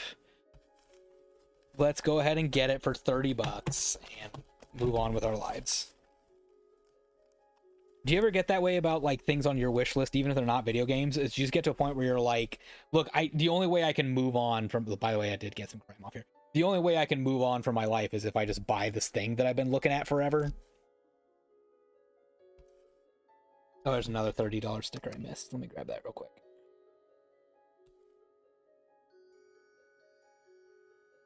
No, I goofed it. Goofed it.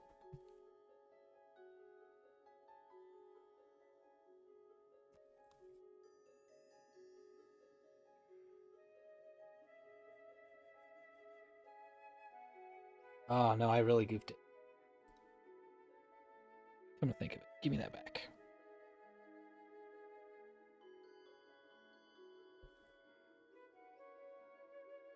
There we go.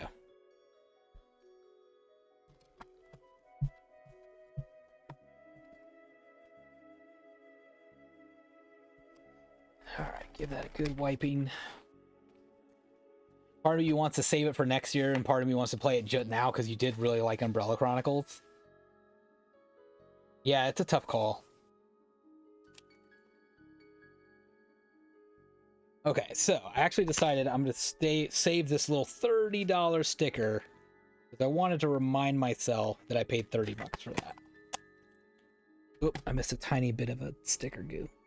It's just a tiny bit.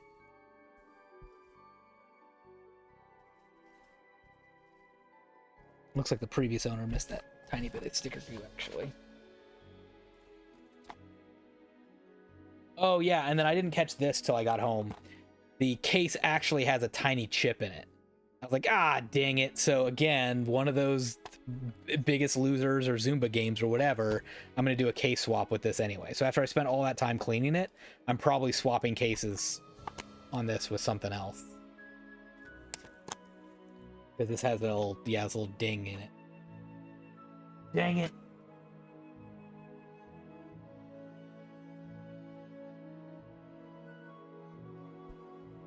All right, so that's the end of the Wii games.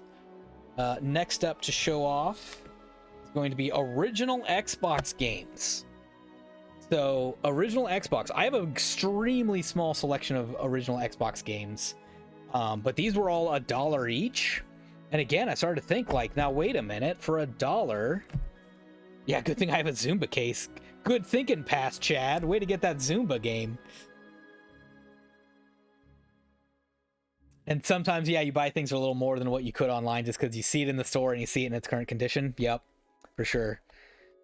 But yeah, so I have very little Xbox original games. I actually don't own an Xbox original console and never have.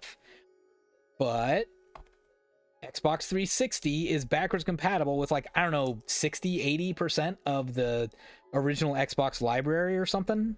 A whole bunch of games. So I stood in front of this dude's bin of garbage, all these Xbox games listed at $1, and looked to see what was backwards compatible before I bought it. There is one that I bought I know is not backwards compatible. I'll get to that in a second. But again, it was kind of the same thing. I was like, for $1, why not throw this in my Xbox 360 that I still have and still works, and just see, you know, what was Sega GT 2002 all about? Like, this game got relatively good reviews, so, you know, what was the deal? I did not get the GT 2002 and Jet Set Radio Future double disc because that one was not $1. That said, though, yeah, that would have been a good maneuver if I had seen that for $1. So that could be an awkward position I put myself in later if I see that double disc and it's cheap and I'm like, well, I already have Sega GT 2002.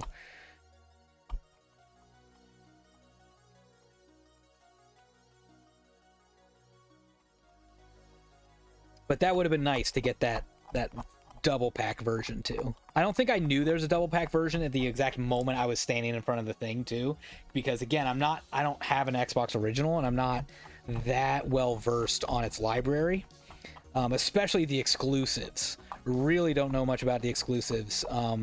You know, because if a game came out on multiple systems, I knew it from its other system. So I'd be like, oh yeah, I know about Swingers Golf or Time Splitters or whatever was on like original Xbox, but.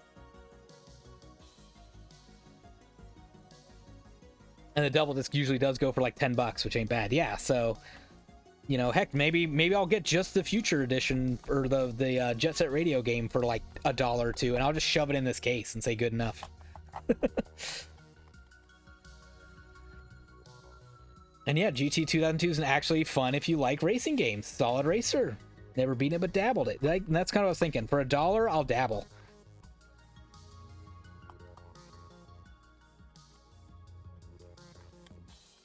Now this case is pretty gross, like dirt-wise. I think the rest of them don't look this bad.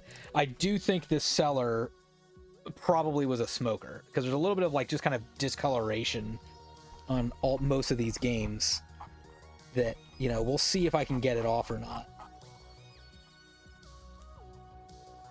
All right, so that's most of that junk by. Let's go ahead and do a heptane splash. Clean this up a little bit more.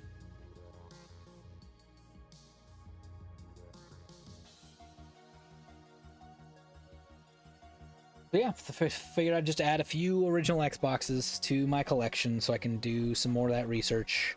I'm glad I got the games I did when I did. Like I have the Star Wars game, the Star Wars KOTOR games. I have Jade Empire. I have, the big one I got, Panzer Dragoon Orta. I got that before that shot up in price $1 million.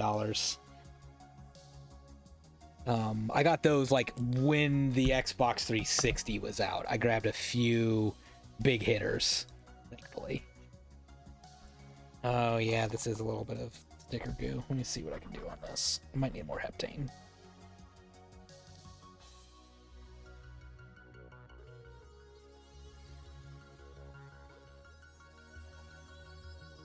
We're back. Okay.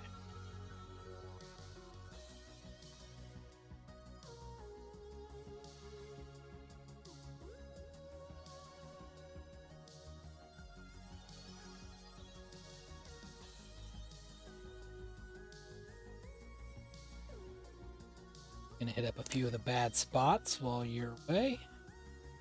Can't hear me. That's what I'm up to. There we go. Oh yeah, let me put this lid on this heptane before I spill it on my desk.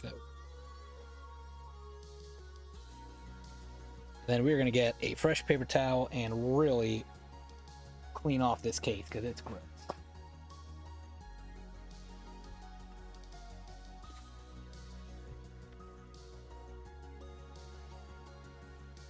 Should probably take the paperwork artwork out of here, but I'm not gonna. So.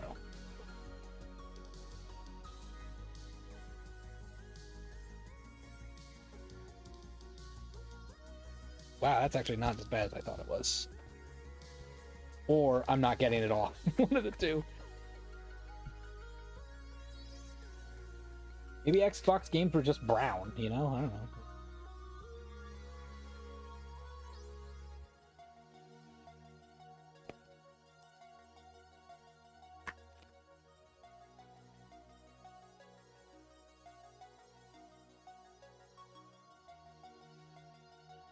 There we go.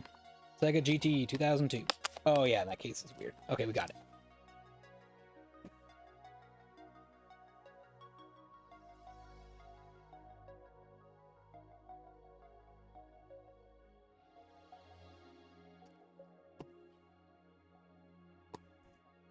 I don't know what I can do about this one. I should probably just wipe it down. Walk away from it. Oh, I have one sticker to remove.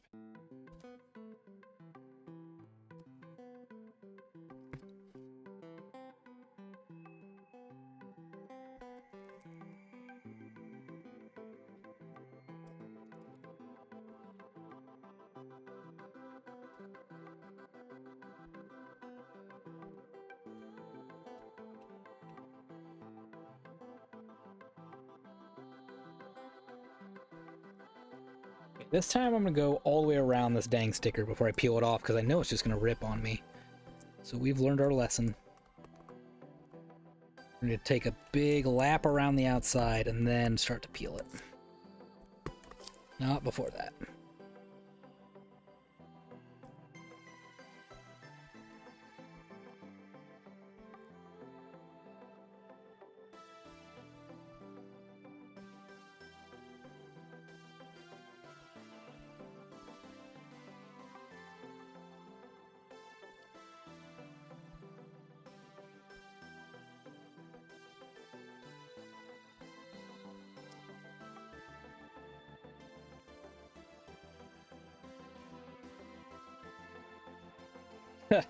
Still TOR. Gosh dang it, those stickers are the worst.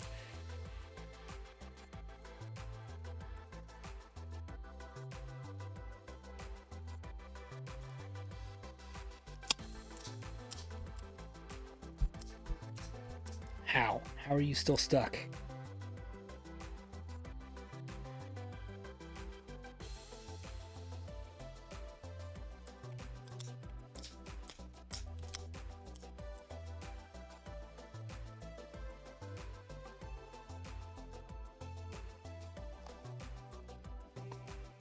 So, Scotch and Hobbies was just talking about, ooh, there's a little 2 months of Xbox Game Pass.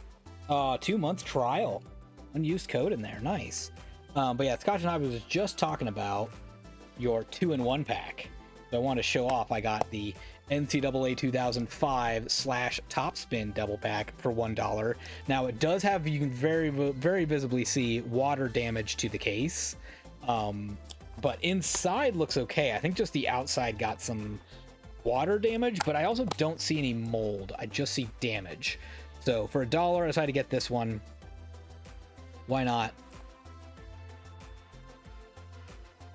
We got those.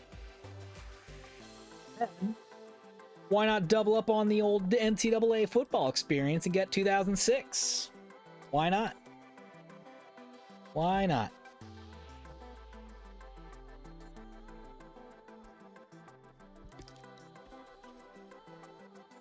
So we're just going to wipe this down. I don't think it's got any stickers on it. Well, it's got the sports sticker that I'm going to leave alone.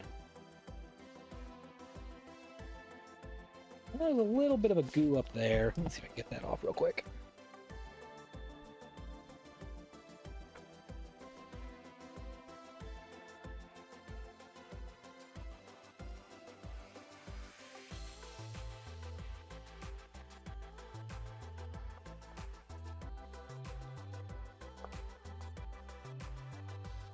It does look like it calls for heptane.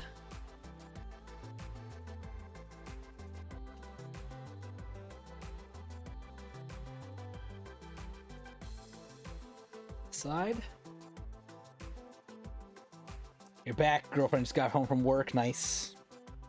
Yeah, just quickly to catch you up, showed off the Topspin and NCAA Football 2005 dual pack that I did get for $1. Has a little water damage, but you know, why not? And then this NCAA Football 06 for $1. That's, you know, again, the NCAA football games don't go for $1 much anymore. So went ahead and grabbed that.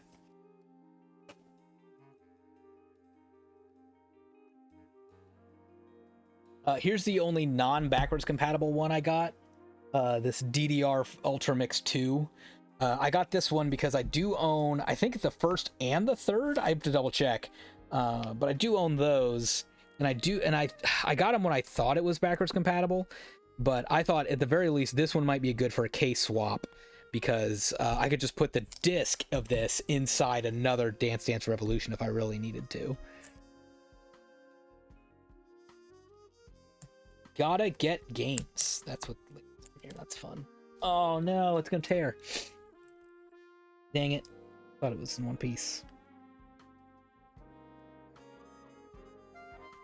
Let me see what else I can do to this. Blink would be proud.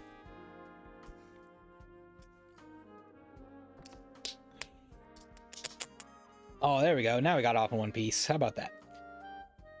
I don't think I'll ever buy an original Xbox, even though I do have a bunch of games for it at this point. I think because I think the system's just too dang big and bulky, and I don't like the controller for it at all. I don't like I certainly don't like the big giant Duke controller. I don't like that one at all. But then I think the smaller version went too far the other direction, and the small controller feels too small in my hands. So I don't think I'll ever bother getting an original Xbox at this point. I think I'll just continue playing what I can play on my 360 and think that that's a good enough to get most of the experience.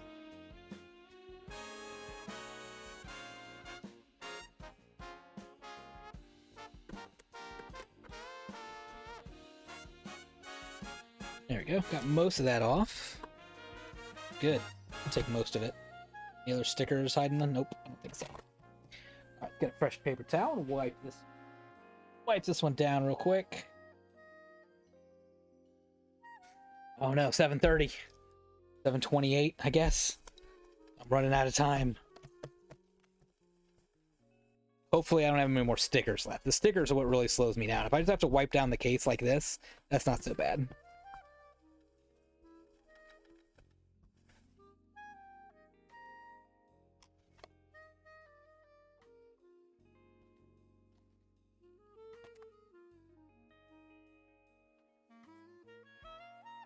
All right, so there's DDR2.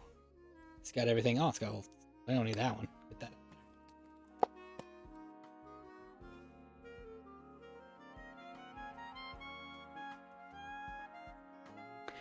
Couple more Xbox games. Ah, stickers. How dare you? I have never even heard of Quantum Redshift. Did not know what this was or anything about it. But I saw it in the dollar bin. I looked it up, saw it was backwards compatible, looked it up again, and saw its Metacritic score was, I don't know, I want to say 70 something, I think. And I was like, whatever, I'll try it.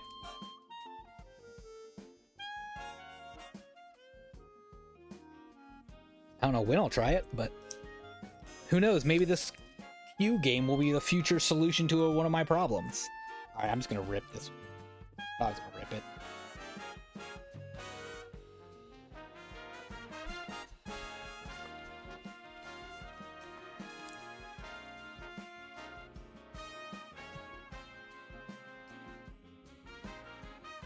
Oh man, yeah, these stickers are really bad actually. Dang it.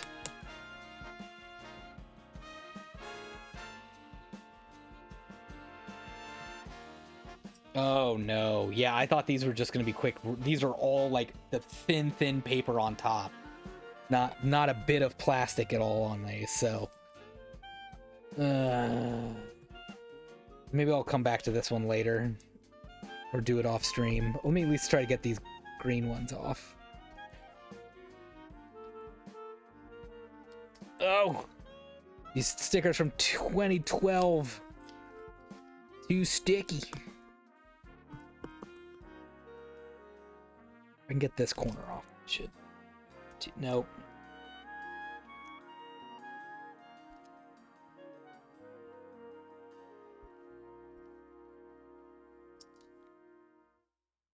Yeah, this one's gonna take way too much time for a dollar case. All right, we'll save this one for another time. But that's this. One more Xbox original to show off though. Pariah. I feel like I remember hearing about this game. Oh, no stickers on this one. Sweet. I feel like I remember hearing about it a little bit from an original Xbox perspective, but not much. But I know it's an Xbox exclusive, and it was $1, and it was backwards compatible, so it came home. What else can I say?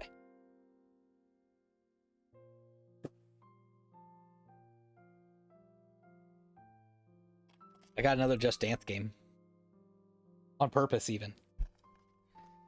Kind of the same story as the balance board story, though, which is to say... Oh, there's a sticker on here. I gotta get off. Which is to say, like, I have an Xbox Connect, right?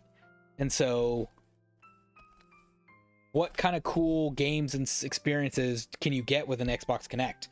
I will also say, I think I've said this before when I was recommending, like, Xbox exclusive games that you were asking about, Scotch, a long time ago in the Discord, but Dance Central is legitimately very good. it's kind of like a DDR 10 years later. A lot of the Dance Central, or the Just Dances are sort of like, you know, do your best, whatever, who cares, and like we're just pretending we're all dancing and no one really takes it too seriously. But Dance Central did kind of take it seriously. They were like, no, you have to dance correctly. You have to do the right dance move. We're gonna watch you on our little camera, and if you don't do a good enough job, you're not gonna get points. And if you don't get enough points, you're gonna fail the song, like it's Guitar Hero or DDR or something. So like Dance Central was like a hardcore version of a Just Dance. It was for gamers. So I've played all three of the Just Dance, or sort of the, all three of the Just Dance games, and they're legitimately pretty good, but you would need an Xbox 360 Kinect. And I would say if you don't already have a Kinect, and like don't have one that shows up in front of your doorstep for $10 or something, like it's probably not worth it. And you don't do the dance games, right? So like, you know, maybe not for you, but I will say, if someone was just straight up asking the question of like, what are the good Xbox 360 exclusives, I would say you gotta go check out Dance Central with a Kinect.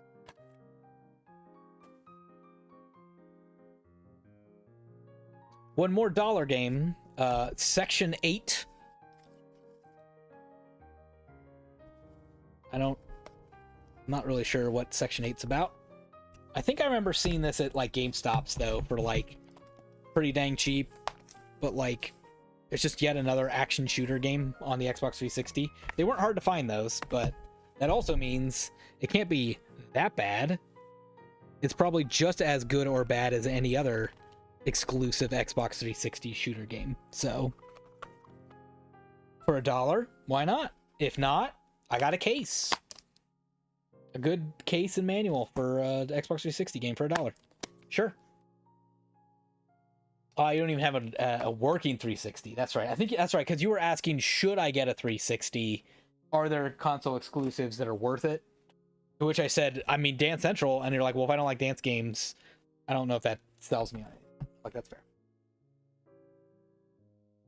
All right, how are we doing? We got 10 minutes for 2 more games. We got Battlefield Bad Company. I bought this for $2.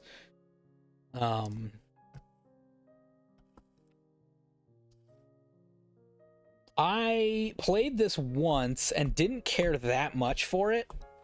I thought it was just okay. A lot of other people really liked it though. But the problem is then I started to have like a little touch of nostalgia or remembrance for the game I had played 10, 12 years ago, whatever it was. And I didn't own it. So I didn't have a way to... oh, I just gouged that game, didn't I? It's gross. Yeah, I didn't have a way to play the game again to remind myself like what was it I did or didn't like about it. And so I was like, yeah, for, you know, just a couple bucks, let's go ahead and get it again. That's where you're gouging. Yeah, I think the other thing I need to do is I think I need to get more plastic scrapers. I think I've used these up. Like, I don't know if you can see, but like they're getting all like gnarly on the ends and stuff. But I think I'm just gouging the games out now.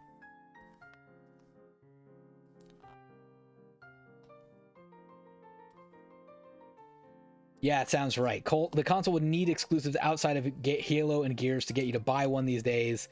And maybe you could hack it and get all the arcade games. But yeah, it's kind of like a lot of work. Yeah, honestly, I would say if you have a PS3, which you certainly do, there's no reason you need both PS3 and Xbox 360. Everything you would need to get out of that era would be represented on the PS3. And even any of the like Xbox exclusives and stuff, in theory, you'll be able to play them on like an Xbox One or an Xbox Series X if you ever got one of those. You know, most of the good ones are backwards compatible. So to then say, what's a non-backwards compatible Xbox 360 game that I need to own, the list gets even shorter. The list gets even shorter at that point. So I would say you do not need an Xbox 360 based on your gaming habits. Boy, I really did gouge this case. I need to be more careful. Or get new scrapers. Or both. Alright, that one came off. Thanks. Let me guess. There's one on the back, too, isn't there? No, thank goodness. There is one. Just kidding. Dang, gosh dang yellow sticker that's going to be bane of my existence.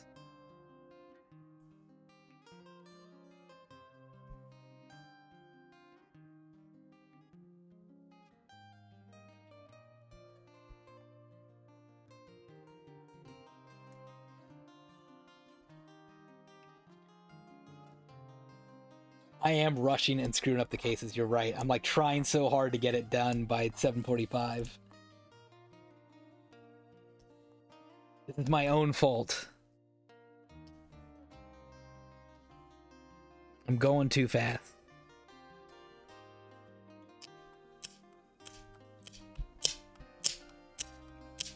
Especially that last one. That last one was that right on the front there.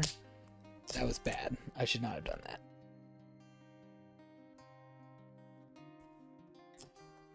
Got it.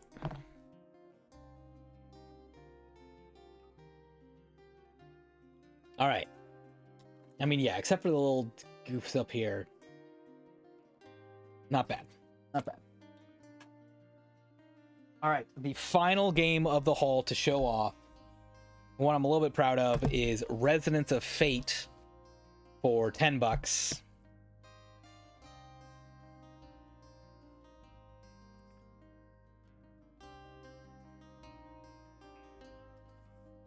One of the few RPGs on the Xbox 360, one that's not talked about nearly as much as Lost Odyssey or the other one that's just like it. I can't remember it now, but this one has like a kind of wild like gunplay and stuff with RPG stuff. Yeah, it's supposed to be a cool game. I don't know if it's a good game, but I will say it's a cool game. So the case is just a little goofed up, or the artwork is just a little bit goofed on the bottom. Let me see. There it is, up there. There's a little bit of like discoloration and like water damage again, but again, no mold, just water damage. So I can deal with that. So last thing I'm just gonna do here, the last bit of my energy, is just clean this case off a little bit.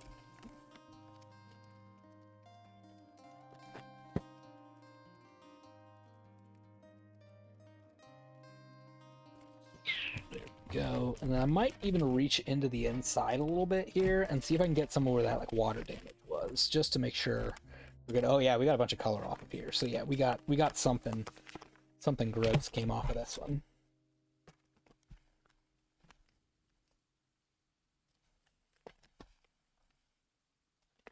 That's the inside just a little bit. All right.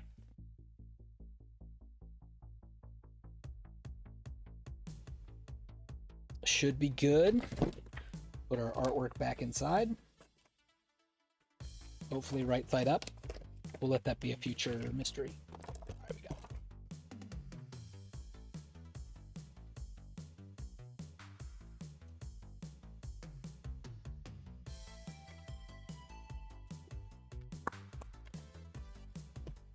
All right, Scotch, head out. Have a good night. I'm pretty much done here myself, actually. So we're just finishing up. This is my last game. So thanks so much, Scotch and Hobbies, for hanging out with us. We had a bunch of people hanging out, though. Thanks so much for Gidget 3 a.m. for hanging out as well. Appreciated having you all come by and hang out. The great stream, I think, being able to show off all that junk. Potomac stopped by. Don't forget about Potomac. Stopped by to say hi for the first time. That was nice. I'll do one quick, just like lightning round of showing off all the stuff real quick. So I do have Quantum Redshift that I need to keep working on. That one is gross.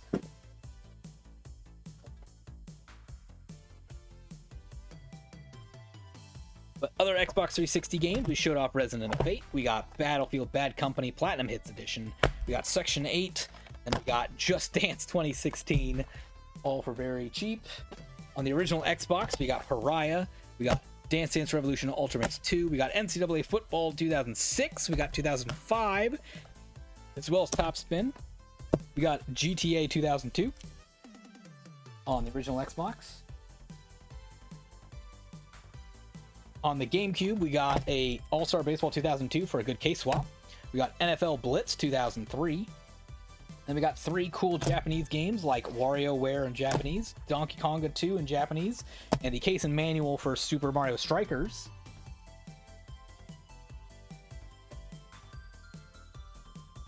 On the Sony consoles, we got an NBA Live 2019 for a case swap. We got Killzone 2 on the PS3, Resistance 2 on PS3, Uncharted 3 PS3.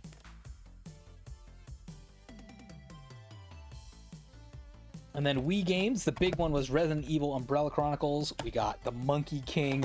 We got the Winter Sports Ultimate Challenge by mistake. We got Just Dance 4 and 3 and a Big Loser and Zumba Fitness 2, Zumba World Party, and then another case swap for Skylander Swap Force.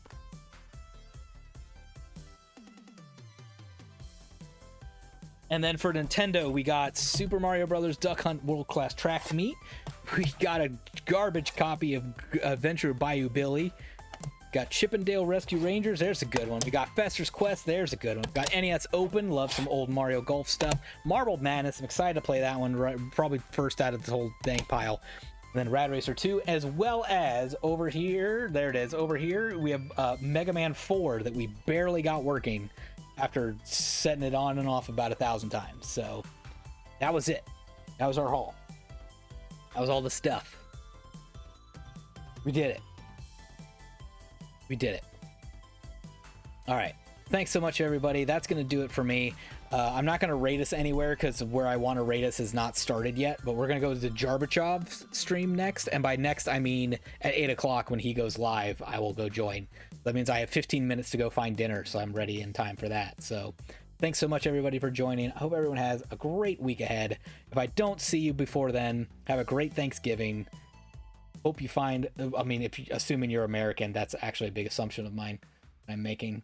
Either way, I hope you spend time with people you care about. So thanks, everybody. I will catch you on the next stream. Thanks. Bye.